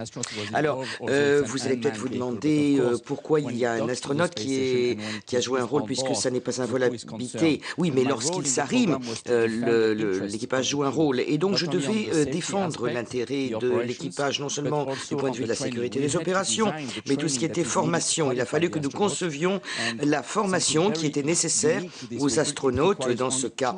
Et il y a quelque chose de tout à fait unique pour ce véhicule. Et il n'y a que 2 semaines de formation. Donc, les astronautes aiment beaucoup cela. Bien, alors, on va peut-être parler on va peut-être revenir aux astronautes plus tard. Donc, on va parler à la TV. Donc, ça, c'est l'arrimage. On a le module cargo et le module ressources, n'est-ce pas? Oui. En fait, il faut imaginer que ça fait 10 mètres de long. Ça fait 2 fois plus que les bus à 2 étages de Londres. Et on a le module de ressources. En fait, c'est la salle des machines. Il y a donc le contrôle de ravitaillement, l'électricité, la propulsion. Et puis, il y a la partie la plus intelligente du vaisseau qui est en fait le cerveau. Et puis, à l'avant, c'est la cargaison. Donc, il y a une partie qui est une baie non pressurisée pour le propergol. Et puis, il y a une autre partie pressurisée pour arriver aux différents sacs. Et puis, il y a également des manettes qui s'ouvrent manuellement pour le ravitaillement de gaz et autres, et puis pour la partie arrimée. Alors, vous avez dit qu'il y a une partie de la baie qui n'est pas, de la case qui n'est pas pressurisée. Donc je suppose que les astronautes n'y vont pas. Oui, ça c'est vrai. La TV n'a pas été conçue pour ça. Donc en fait, pour ce qui doit se faire dehors, l'équipage ne peut pas sortir. Il n'y a pas de poignée. Hein. Ce n'est pas comme Hubble, par exemple. Ils ne peuvent accéder qu'à l'intérieur dans la partie pressurisée. L'autre partie n'est pas accessible. Oui, mais enfin, s'il y a une fuite ou quelque chose, s'il faut réparer quelque chose, vous êtes coincé alors. Eh bien, ce qui est unique pour ce véhicule, c'est qu'il est conforme à toutes les réglementations de sécurité pour les astronautes. Donc, s'il y a des fuites, par exemple, dans cette partie, c'est au sol que ce sera géré par les experts du CNES. Bon, eh bien, je crois que tout le monde a compris quelle était la mission cargo de la TV, mais il y a une autre mission dont on ne parle pas énormément. Il y a 3 astronautes, on les a vus sur ce clip, et ils ont dit qu'ils avaient besoin de la TV pour repropulser l'ISS. Alors pourquoi? Eh bien, même à une altitude de 400 km, il y a quand même une atmosphère. Donc, en fait, l'ISS perd un peu d'altitude. Elle perd environ 100 mètres par jour à cause de la gravité, non à cause de la traînée de l'air. Et elle peut perdre même 2000 mètres, 2 km par jour après quelques mois. Donc il faut relever un petit peu son altitude avant qu'elle ne rentre dans l'atmosphère. Bien, alors on a parlé également dans ce clip d'éviter les débris. Parlez-nous de ça. Bon, alors, sur Kepler, la plupart de la cargaison se situe ici, dans les soutes, dans ces réservoirs. C'est une façon de maintenir la vitesse en utilisant ce propergol et ces fusées d'appoint. On arrive à changer légèrement la trajectoire de la TV pour éviter les débris naturels ou artificiels. On l'a fait par le passé avec Jules Verne et je suppose que ce sera la même chose pour la TV. Bon, alors maintenant parlons de l'équipage, puisque c'était ça votre mission. Alors, on n'a pas beaucoup de temps, donc je vais vous poser 2 questions. Quel est le rôle de l'équipage jusqu'à l'arrimage, avant et jusqu'après? Mais on va voir une vidéo. Bon, alors, moi, je vais me mettre un petit peu comme l'équipage à bord de la station. Donc, vous imaginez l'équipage dans le principal module et la TV arrive. Et il travaille manuellement, comme vous voyez là. Alors, Peggy est en train de tenir une tablette manuelle. Donc, c'est cette petite tablette sur laquelle ils vont indiquer ce qui ne va pas, comme fonction, donc quel est le bouton qu'ils doivent presser. Alors, tiens-moi mon micro. Et là, Yuri, à ce moment-là, utilise ce petit instrument en plastique. Il le met sur l'écran vidéo pour voir également à quelle distance est la TV. C'est sur l'écran TV, il voit. Donc en fait, l'équipage peut voir manuellement quelle est la distance et ils sont tout à fait, c'est tout à fait sûr, ils sont indépendants de l'électronique, des capteurs. Bon, alors ça c'est pour l'arrimage. Bon, la TV va peut-être rester arrimée à la station pendant 6 mois. Donc alors, quel est le rôle de l'équipage? Ils font rentrer la cargaison ou il y a d'autres choses? Bon, alors, il y a donc la surveillance de l'arrimage. Vous savez que c'est complètement automatisé. C'est contrôlé par Toulouse et par l'équipage. Et puis, il y a d'autres niveaux de sécurité. Alors, l'entrée, on va voir probablement ça sur la vidéo.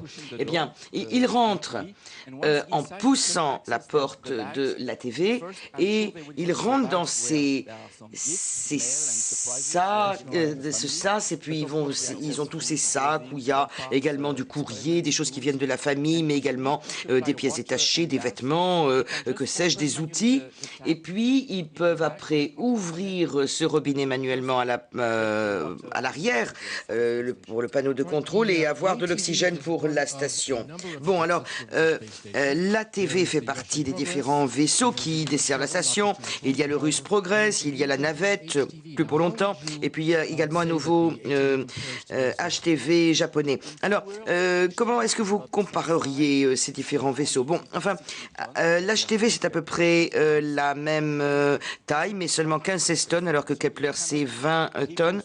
Et la différence, c'est que l'HTV ne peut pas repropulser la station. Il arrive près de l'ISS et il y a un bras robotisé qui l'attrape. Mais il y a une grande ouverture, donc on peut faire passer beaucoup de choses. Bon, le satellite, le Progress russe s'arrime, mais on peut dire que Kepler a à peu près la même capacité que le russe Progress.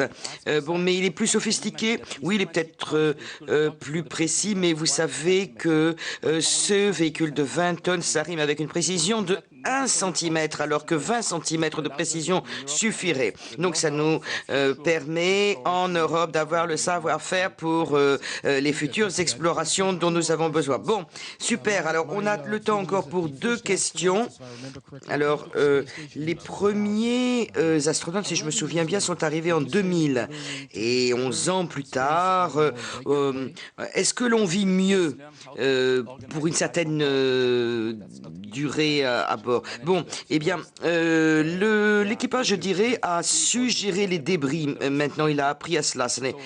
Il a appris à stocker les débris parce que, bon, vous savez, dans une station spéciale, on réduit le débris pour prendre de la place dans le module. Mais maintenant, ils sont plus nombreux et ils sont 7 au lieu de 3 et donc ils sont prêts à poursuivre. Bon, alors, dernière question. Vous êtes allé 3 fois dans l'espace. Alors, quel est le souvenir qui vous a plus frappé? Une odeur, une vue, quelque chose que vous avez vu? Je crois que c'est la vision de la Terre. Les collègues américains m'avaient dit « On te prévient, tu vas peut-être en pleurer de voir la Terre. » Et à chaque vol, avec mes collègues, on se pinçait. Et franchement, j'en avais les larmes aux yeux. Et c'est formidable, elle est tellement belle, la Terre. On tombe amoureux de sa planète. Alors, je crois que vous allez inspirer beaucoup d'astronautes, toute une génération qui vont vous suivre, Alors, merci Jean-François Clairvoy. Vous pouvez m'appeler Billy Boy, c'est mon surnom à la NASA. Eh bien, merci beaucoup Jean-François.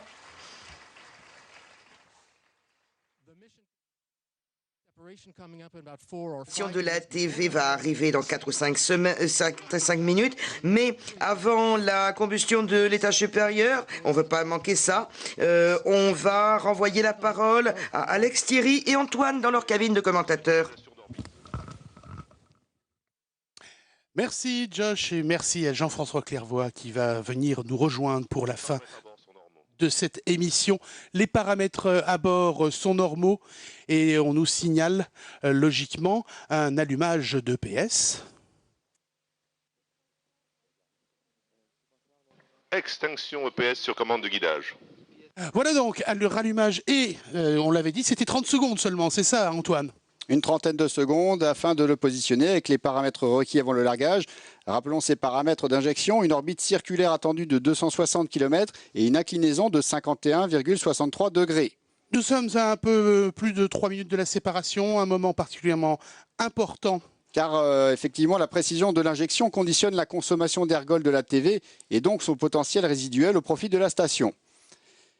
Moins la TV aura de chemin à parcourir, c'est simple, pour rejoindre l'ISS, moins il aura sollicité ses réserves d'ergol et il les consacrera donc à la fameuse opération de rehausse de l'orbite de la station. Au moment de la séparation, la TV est distante de l'ISS de 22 000 km, soit un peu plus de la moitié de la circonférence terrestre. De plus, la station, elle est positionnée 90 km plus haut. Il faudra en conséquence plusieurs révolutions avant que les deux structures puissent parvenir au contact. Comment va s'effectuer la séparation ? L'ATV est maintenue sur une structure cylindrique au moyen d'une sangle. Sur commande du calculateur, la sangle est détendue par l'action de cisailles pyrotechniques. Ensuite, ce sont 4 ensembles comprenant chacun 3 ressorts qui éloignent le passager de l'ensemble 15 EPS. Alors la mission n'est pas achevée pour autant pour Arianespace. En aucun cas, ce qui reste du lanceur doit devenir un débris en orbite. C'est pour cela que l'on va procéder à un ultime réallumage de l'EPS dans une quarantaine de minutes afin de le désorbiter et qu'il soit détruit en rentrant dans l'atmosphère au-dessus de l'océan Pacifique. Là encore, pas question de procéder n'importe comment. C'est à ces fins que l'EPS va être inerté. Ces réservoirs d'ergols seront vidangés au maximum afin d'éviter tout risque d'explosion et la création de débris. Cette passivation s'effectue par l'action de pyrovannes et les ergols sont éjectés au travers de 2 tuyères diamétralement opposées afin d'obtenir un couple nul en roulis. Il ne faut pas provoquer de mouvements brusques et désordonnés qui pourraient nuire à la trajectoire de rentrée. Il faudra pas moins de 30 minutes tout de même pour cette passivation pour qu'elle soit effective. À mission exceptionnelle et mission exceptionnelle, nous prolongeons nos programmes au-delà de la séparation, on vous l'a dit, une séparation qui s'effectuera au-dessus de la mer de Tasmanie. Nous allons vivre ensemble les premières minutes d'autonomie d'ATV2 Johannes Kepler avec le déploiement des panneaux solaires environ 25 minutes après la séparation. Ces panneaux présentent une envergure de 22 mètres et alimenteront 4 batteries cadmium-nickel. La puissance générée est de l'ordre de 4800 watts et c'est l'équivalent de la consommation d'un chauffe-eau domestique. Alors l'ATV va à peine entamer sa carrière, mais évoquons malgré tout l'après 4 juin, date de son désarrimage de l'ISS, permettant ainsi à un nouveau véhicule de venir s'arrimer à la station. Il est aussi important de réussir le désarrimage que l'arrimage. L'ATV doit quitter la station avec à son bord des déchets solides pour une masse de 5,5 tonnes ainsi que 840 kg en phase liquide. Il aura livré pratiquement 7 tonnes et repart avec quasiment la même masse embarquée. La séparation effectuée, il sera désorbité à son tour et se fragmentera au contact de l'atmosphère au-dessus du Pacifique Sud. 2 phases propulsives seront nécessaires et 1 tonne d'ergol sera alors consommée. L'ATV débutera ainsi sa rentrée à une vitesse initiale d'environ 400 km/h. Alors une première, une de plus pour cette mission, l'ATV2 a une boîte noire. Il s'agit du REBR, acronyme pour enregistreur de dislocation en phase de rentrée. En collectant des mesures de température et de pression notamment, il aidera à la compréhension des phénomènes de désagrégation en haute atmosphère. Sa durée d'acquisition sera de 5 minutes, puis ce petit équipement que l'on pourrait résumer comme étant un téléphone cellulaire équipé d'un bouclier thermique sera éjecté du module afin d'activer la transmission des données vers un satellite de la constellation Iridium. ATV, c'est un peu E.T., hein, c'est téléphone maison.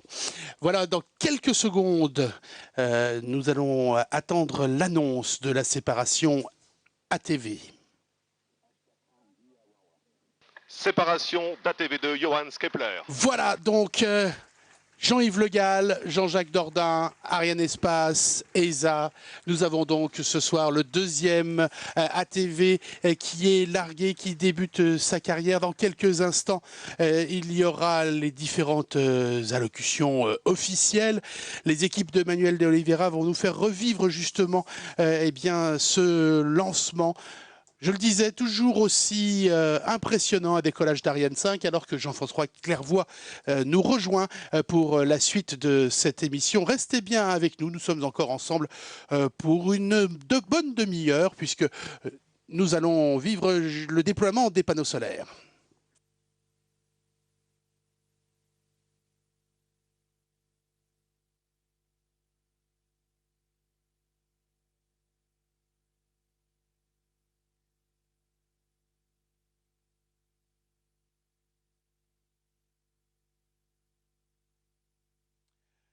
Voilà donc de retour en salle Jupiter, gros soulagement. Alors que l'on revit ce décollage.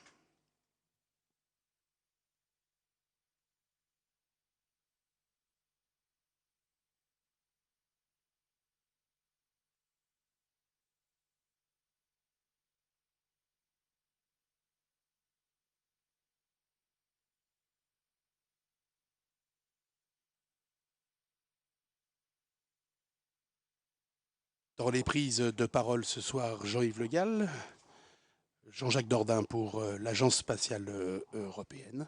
Et certainement la ministre de l'Enseignement et de la Recherche supérieure, Madame Valérie Pécresse. Qui est effectivement en salle Jupiter en notre compagnie pour assister à ce 200e vol d'une Ariane. et qui était particulier ce soir par la nature de son passager, la TV2. Nous l'avons dit tout à l'heure, ne quittez pas la vidéotransmission surtout car la phase de déploiement des panneaux solaires sera commentée en direct. Et tout de suite, Jean-Yves Le Gall va prendre la parole.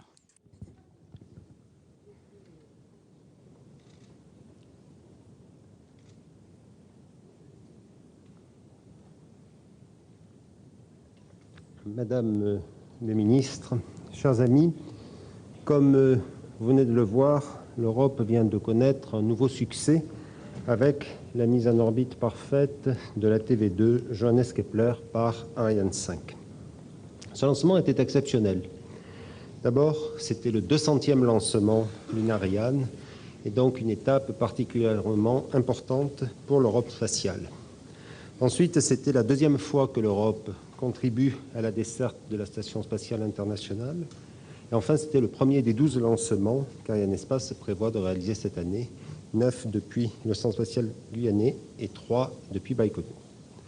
Je souhaite donc féliciter très chaleureusement tous les représentants des États membres qui ont assisté à ce lancement, en particulier ceux qui nous ont fait l'honneur de se joindre à nous au Centre spatial guyanais. Je souhaite aussi féliciter le directeur général de l'ESA pour sa détermination à conduire une politique spatiale dont chaque Européen se doit d'être fier.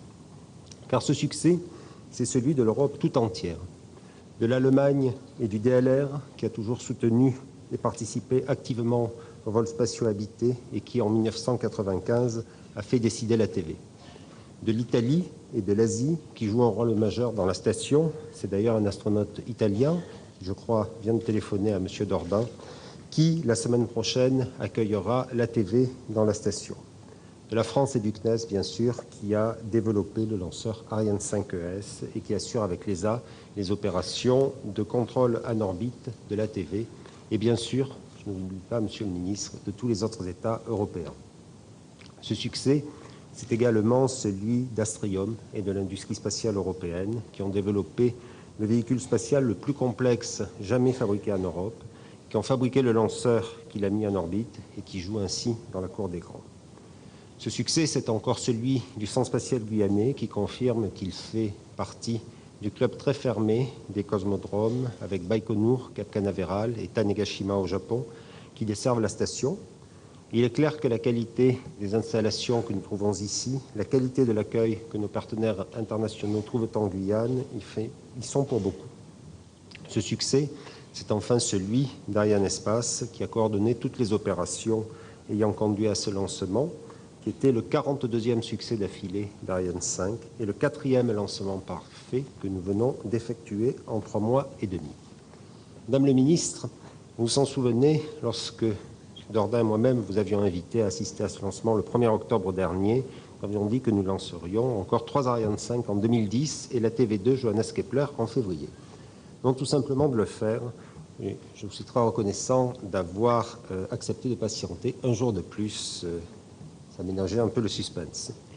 Et cela, je crois qu'on peut dire que c'est le résultat du professionnalisme, de l'engagement et de l'efficacité de l'équipe opérationnelle d'Ariane Espace qui effectue aujourd'hui les lancements d'Ariane 5 et qui dans quelques mois fera ceux de Soyouz et de Vega. Et pour avoir rencontré nombre de partenaires internationaux au cours de ces dernières semaines, je peux vous le dire, le monde entier nous l'envie. Je vous demanderai de l'applaudir parce qu'ils l'ont bien mérité.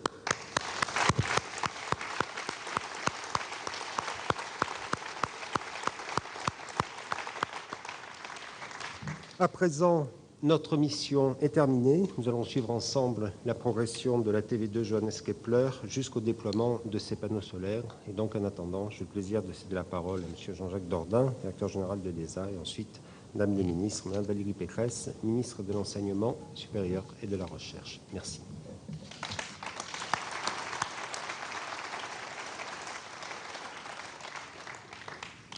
Madame la ministre, Monsieur le ministre, dear friends, Johannes Kepler is in orbit.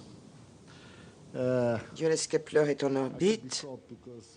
Je vais être bref, car Jean-Yves a dit que Ariane avait rempli sa mission. L'ATV démarre la sienne et il faut que je sois avec mes collègues qui surveillent l'ATV. Mais déjà, au point où nous en sommes, nous pouvons dire que c'est encore un succès pour Ariane. Encore un succès pour tous ceux qui contribuent au programme Ariane. Aujourd'hui, on peut parler du 200e lancement d'Ariane. Hier, j'avais un peu peur. Mais j'avais raison hier de dire... que lancer à 19h13, c'était pas une bonne heure. Alors, c'est bien meilleur de dire qu'on lance à 18h50, c'est mieux. Alors, juste pour démontrer que aucun succès n'est jamais acquis d'avance, il faut forcer le succès. Et je dois dire que ceux qui ont forcé le succès, ce sont bien évidemment les techniciens, les ingénieurs qui ont travaillé depuis la nuit dernière pour s'assurer que l'on pourrait ce soir lancer. Je voudrais tous les remercier, ceux d'Ariane Espace, ceux de l'industrie, ceux du CNES et même nos collègues de l'ESA. Nous avons passé beaucoup de temps à travailler pour être sûrs de lancer le Johannes Kepler aujourd'hui. Alors vraiment, je crois qu'il faut vraiment les remercier beaucoup, beaucoup, beaucoup et les applaudir. C'est votre journée et je voudrais encore une fois vous remercier pour cela. Je voudrais simplement confirmer que vous avez vu un lancement depuis le sol, mais nous avons eu Paolo Despoli en direct sur notre téléphone mobile il y a quelques minutes. L'équipage de l'ISS a commencé à regarder le lancement à la télé et ils sont allés vers la coupole qui a été envoyée par l'Europe et ils ont commencé à prendre des photos. Donc on aura des photos pas seulement de ce lancement depuis le sol, depuis la Terre, mais également pris depuis la Station spatiale internationale. Et ce n'est pas si souvent que l'on peut avoir à la fois des photos du sol et des photos prises de l'espace. Donc c'est un succès et je voudrais bien évidemment remercier les États membres parce que l'ESA n'existerait pas sans les États membres. Je voudrais remercier également encore une fois les ingénieurs, les techniciens. Et je voudrais avoir également un mot pour tous ceux, les vieux de la vieille qui étaient au début d'Ariane, de l'histoire d'Ariane. Et il y avait quelques-uns de ces pionniers avec vous aujourd'hui. Monsieur Krage, qui était au premier conseil de l'ESA. Je crois qu'il a assisté à tous les conseils de l'ESA. Je crois qu'il est unique. Il y a Peter Creola également, qui a été au départ au conseil, mais il n'y est plus, alors qu'Hendrik est toujours toujours membre du conseil. Merci à vous, parce que vous étiez là dès les débuts, et c'est également grâce à vous que nous sommes là aujourd'hui. Alors, c'est une première étape pour ATV. Nous sommes loin de dire que c'est un succès pour la TV. Le succès, on pourra en parler dans 6 mois, lorsque la mission sera terminée. La mission commence à présent. Maintenant, dans moins de 30 minutes, les panneaux solaires vont se déployer. Lorsqu'ils seront déployés, nous aurons de l'énergie à bord, du courant, et donc on va vraiment pouvoir démarrer la mission. Et puis après, il y aura le rendez-vous et l'arrimage qui est prévu pour le 24 février. Et Paolo Nespoli va accueillir Johannes Kepler à bord de la station la semaine prochaine. Donc, alors, merci beaucoup. Et maintenant, je vais rejoindre mes collègues de la TV parce que pour nous, le travail commence et je voudrais être à leur côté. Merci.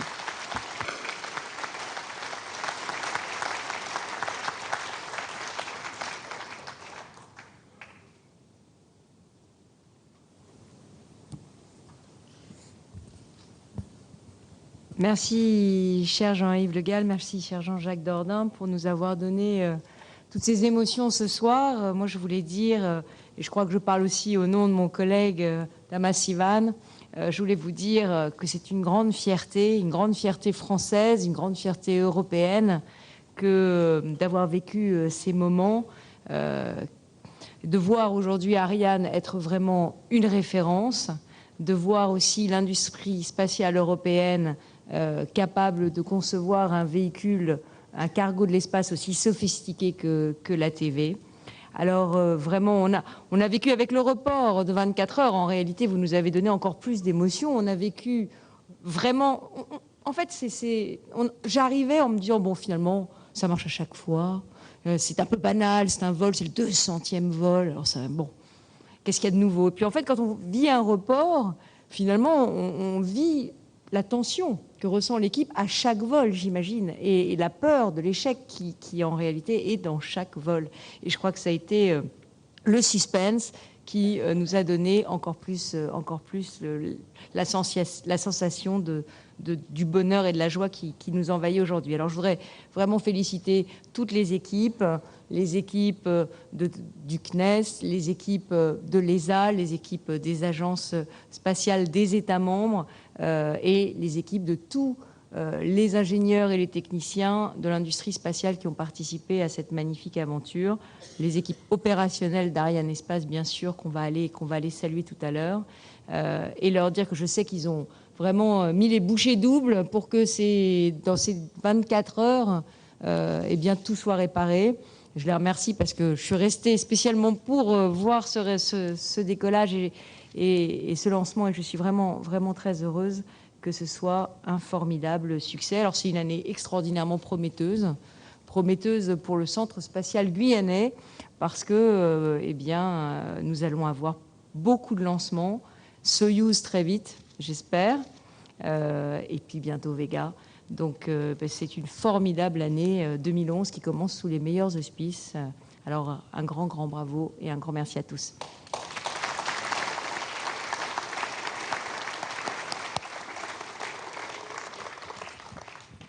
Merci, Monsieur le Directeur Général. Merci, Monsieur le Président du CNES. Et je veux aussi remercier, on ne l'a peut-être pas fait assez, l'équipe chargée de la météorologie au Centre spatial guyanais, parce que vous l'avez vu, il fait beau. Alors, la météo était verte. Quand on sort, on a du mal à s'en convaincre, mais ça montre qu'on est passé entre deux averses. Et donc ça, c'est avec une qualité de prédiction qui est absolument remarquable. Donc bravo pour nous avoir permis de vaincre les éléments. Voilà, donc prochain rendez-vous, Ariane 5 ECA, le 29 mars, avec Yassat 1A pour les Émirats Arabes Unis. Le satellite est arrivé cet après-midi, il est très gros, c'est l'un des plus gros satellites du monde. Et New Dawn pour Intelsat et l'Afrique. Voilà, merci et bonsoir.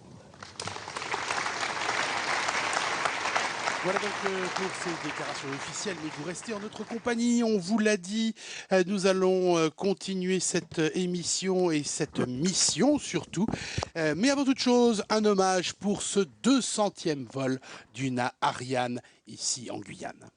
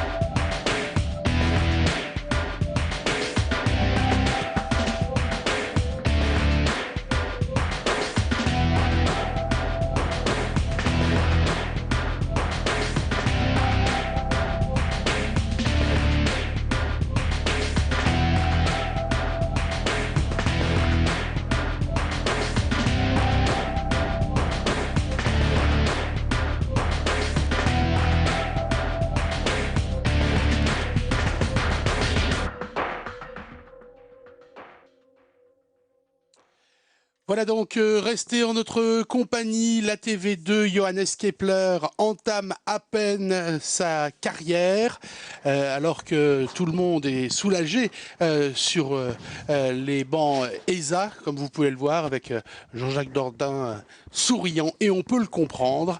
Ce deuxième cargo de l'espace est parti donc pour rallier la station spatiale internationale. À nos côtés, Antoine nous a rejoint Jean-François Clairvoy. Jean-François, on découvre là les images du centre de Toulouse, du centre CNES.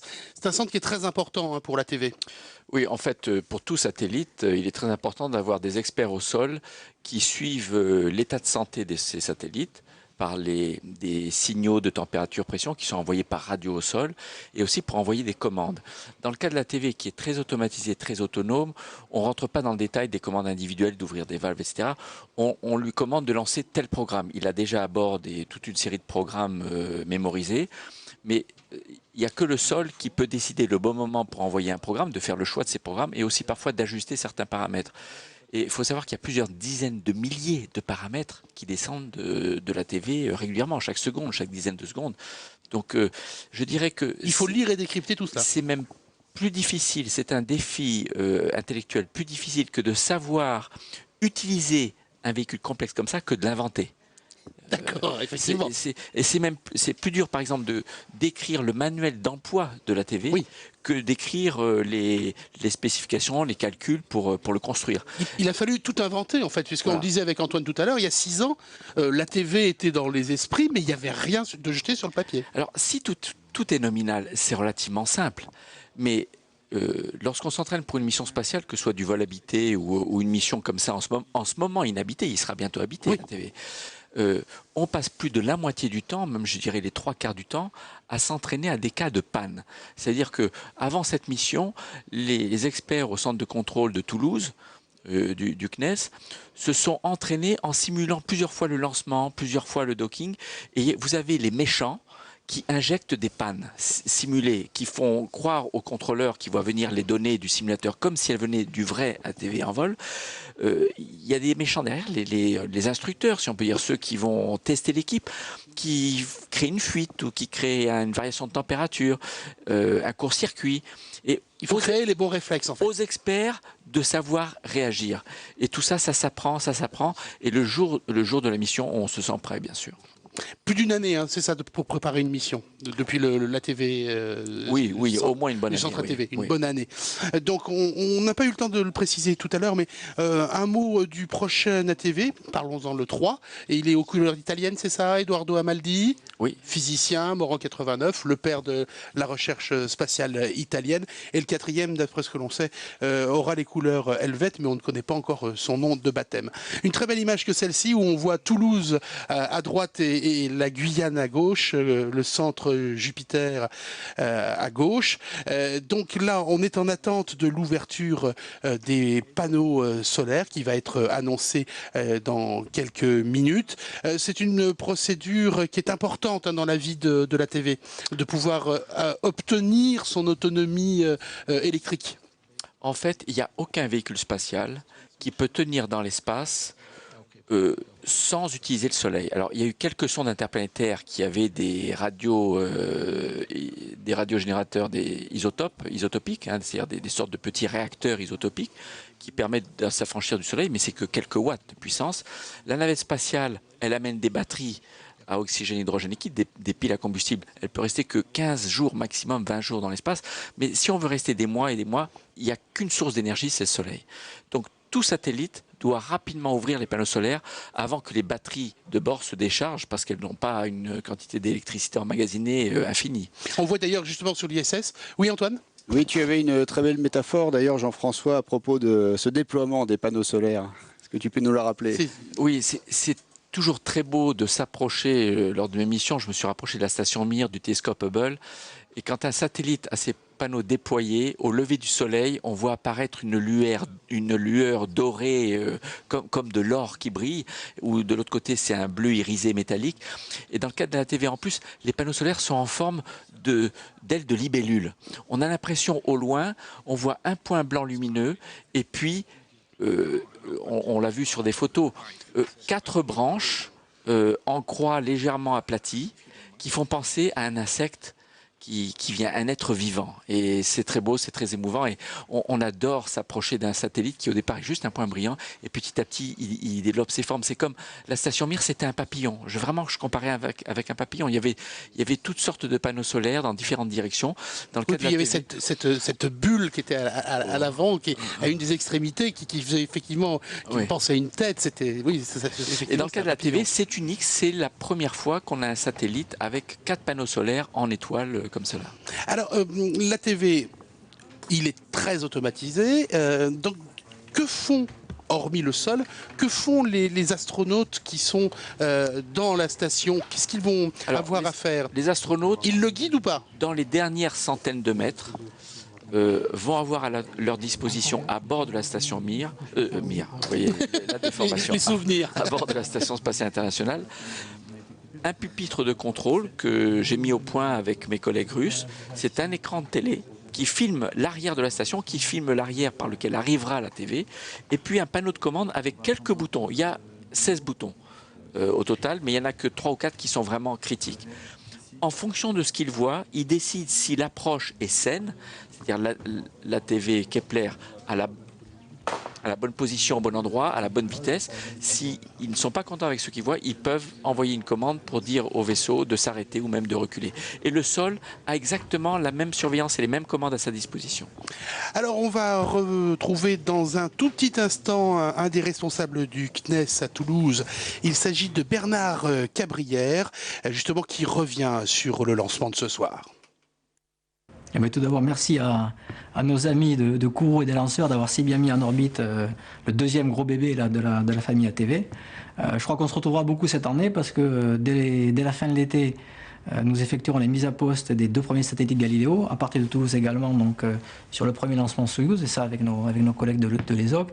Et à la fin de l'année également, très vite, on se préparera à lancer le 3e véhicule ATV, Pléiade, et les 4 satellites ELISA également à partir de Kourou. Donc à très bientôt Kourou. Quand on parle d'ATV, on parle à la fois d'un véhicule très complexe, déjà sa taille, 20 tonnes, 10 mètres, etc. C'est quand même assez énorme. Et on parle aussi d'opérations qu'on n'a pas vraiment l'habitude de faire. Un amarrage sur un véhicule habité, 3 centres de contrôle qui dialoguent entre eux. Donc Jules Verne, ça a été la mise au point de tout ça. Ça a été un dur labeur, je crois, de toutes les équipes pour arriver à concevoir ce système. Depuis Jules Verne, on a beaucoup travaillé pour confirmer un petit peu cette brillante réussite, hein, et pour faire quelque chose qui soit plus dans la durée, parce qu'on va avoir 5 véhicules à lancer.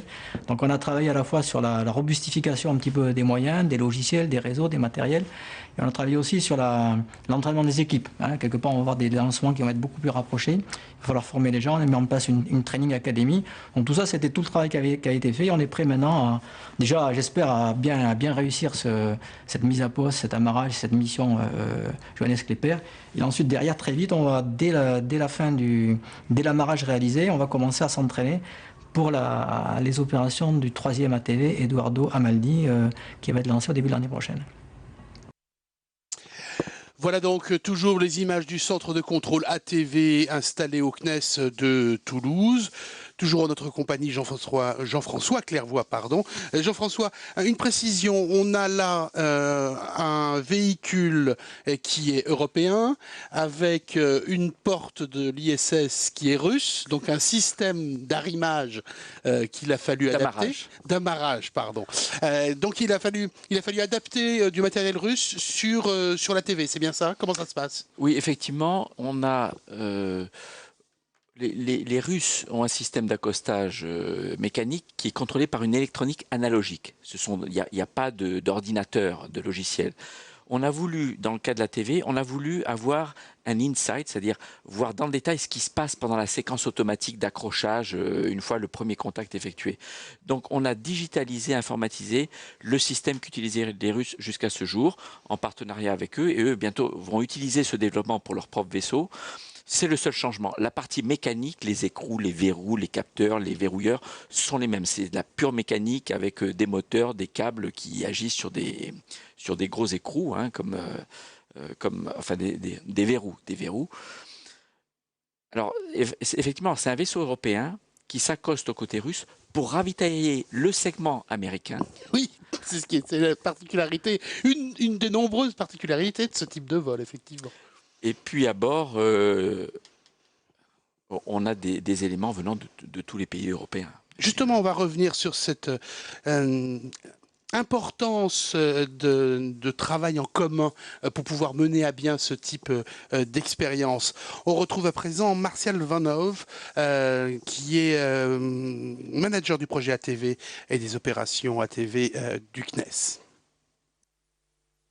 Maintenant que l'ATV est séparée du lanceur, le rôle de l'ATV-CC commence enfin réellement. Ça fait plusieurs mois que l'on attend cet instant puisque le centre de contrôle prend la main sur le véhicule.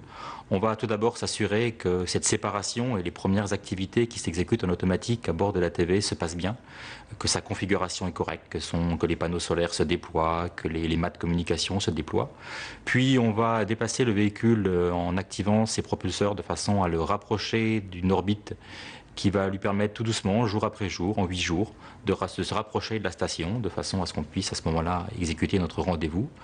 On va mettre à profit ces 8 jours pour terminer la préparation du véhicule pour le rendez-vous, avec 2 activités majeures qui vont être de sélectionner les thrusters, donc des propulseurs, des groupes de moteurs, qui permettraient, en cas de danger lors de l'approche de la station, d'éloigner l'ATV le plus rapidement possible de la station. Et d'autre part, on va terminer la préparation mécanique de façon à assurer un rendez-vous avec la station. Donc, une fois arrimé à la station, l'ATV va jouer son rôle de cargo avec du service pour la station. Il va entre autres contrôler l'altitude de la station, il va rehausser son altitude de temps en temps, il va délivrer le carburant, l'ATV sert un petit peu de camion-citerne, il va amener son fret. Et enfin, il va se détacher de la station, se détruire dans l'atmosphère au-dessus du Pacifique Sud, en ramenant avec lui les déchets que l'équipage aura mis à bord de l'ATV. C'est sa dernière partie de mission, un peu moins noble que les autres, mais néanmoins indispensable. Mais nous n'en sommes pas encore là, toujours à droite de votre écran, Toulouse, le centre de contrôle ATV installé dans les locaux du CNES. Et puis à votre gauche, Jean-Jacques Dordain, qui est ici en salle Jupiter. Antoine ? Jean-François, oui, j'avais une question qui me taraudait. En fait, c'est de quelle façon s'organise la vie à bord et notamment le rythme entre le travail et les phases de repos? Y a-t-il une notion de cycle, de 2 jours par exemple, ou bien c'est complètement tributaire des activités qu'il y a à mener? Eh bien, le rythme de travail et de vie à bord est calqué plus ou moins sur le rythme de travail et de vie normal sur Terre. C'est-à-dire que les week-ends sont libres, entre guillemets. Il y a toujours un peu de housekeeping, comme on dit en anglais, c'est-à-dire d'entretien et de nettoyage réguliers qui prennent quelques heures par jour. Mais le week-end, les astronautes peuvent vaquer à des occupations personnelles, apprendre à jouer d'un nouvel instrument de musique pour les musiciens, observer la Terre, regarder des films. En semaine, ils lisent aussi, mais le rythme est moins dense que dans un vol court comme la navette spatiale où on travaille 14 à 16 heures par jour. Dans la station spatiale, le rythme officiel de travail, c'est de l'ordre de la dizaine d'heures par jour, mais souvent, les astronautes sont des personnes engagées, motivées, qui veulent absolument bien faire leur travail. Donc souvent, ils poussent un peu plus loin le temps consacré à bien réussir une expérience scientifique ou un travail de maintenance. Il y a 8 heures de sommeil programmées. Le cycle est de 24 heures avec 8 heures de sommeil. Il y a en moyenne 2 heures le matin de post-sleep, où la toilette, ranger son sac de couchage ou ses affaires, se préparer à la journée. Il y a 2 heures qui précèdent le coucher qu'on appelle pré-sleep, c'est le dîner, la toilette du soir et puis aussi préparer ses affaires pour dormir. 8 heures de sommeil. Souvent, si on est en forme, on prend des heures sur le sommeil pour regarder la Terre et pour se prendre en photo, pour jouer un peu avec la pesanteur ou simplement faire des choses qui sont totalement découplées du travail, mais qu'on ne peut pas faire sur Terre. Donc, il faut profiter qu'on est dans l'espace pour faire des choses qu'on ne peut faire que dans l'espace. Si on fait que son travail et dormir, à la limite, c'est juste une répétition de ce qu'on se faisait dans le simulateur. Alors, sur un vol de longue durée, il faut quand même être reposé, donc il faut savoir prendre un peu de temps pour soi. Oui, c'est important, donc effectivement, pour l'aspect psychologique des personnes. Allez, on est en plein applaudissement. Visiblement, eh bien, écoutez, l'ouverture des panneaux solaires. Donc, comme vous l'avez,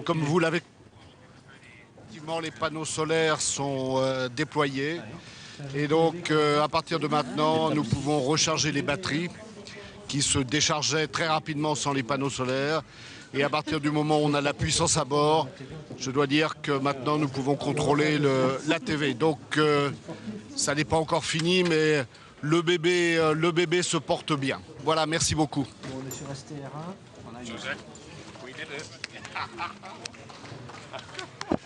Beaucoup de joie donc à cette annonce et puis longue route donc à la TV Kepler au moins jusqu'au 4 juin. Merci à toi Jean-François. Antoine, il va être temps de rendre l'antenne. Merci de nous avoir suivis pour ce vol 200, un vol vraiment pas comme les autres. Une émission vraiment exceptionnelle, tu l'as souligné Thierry.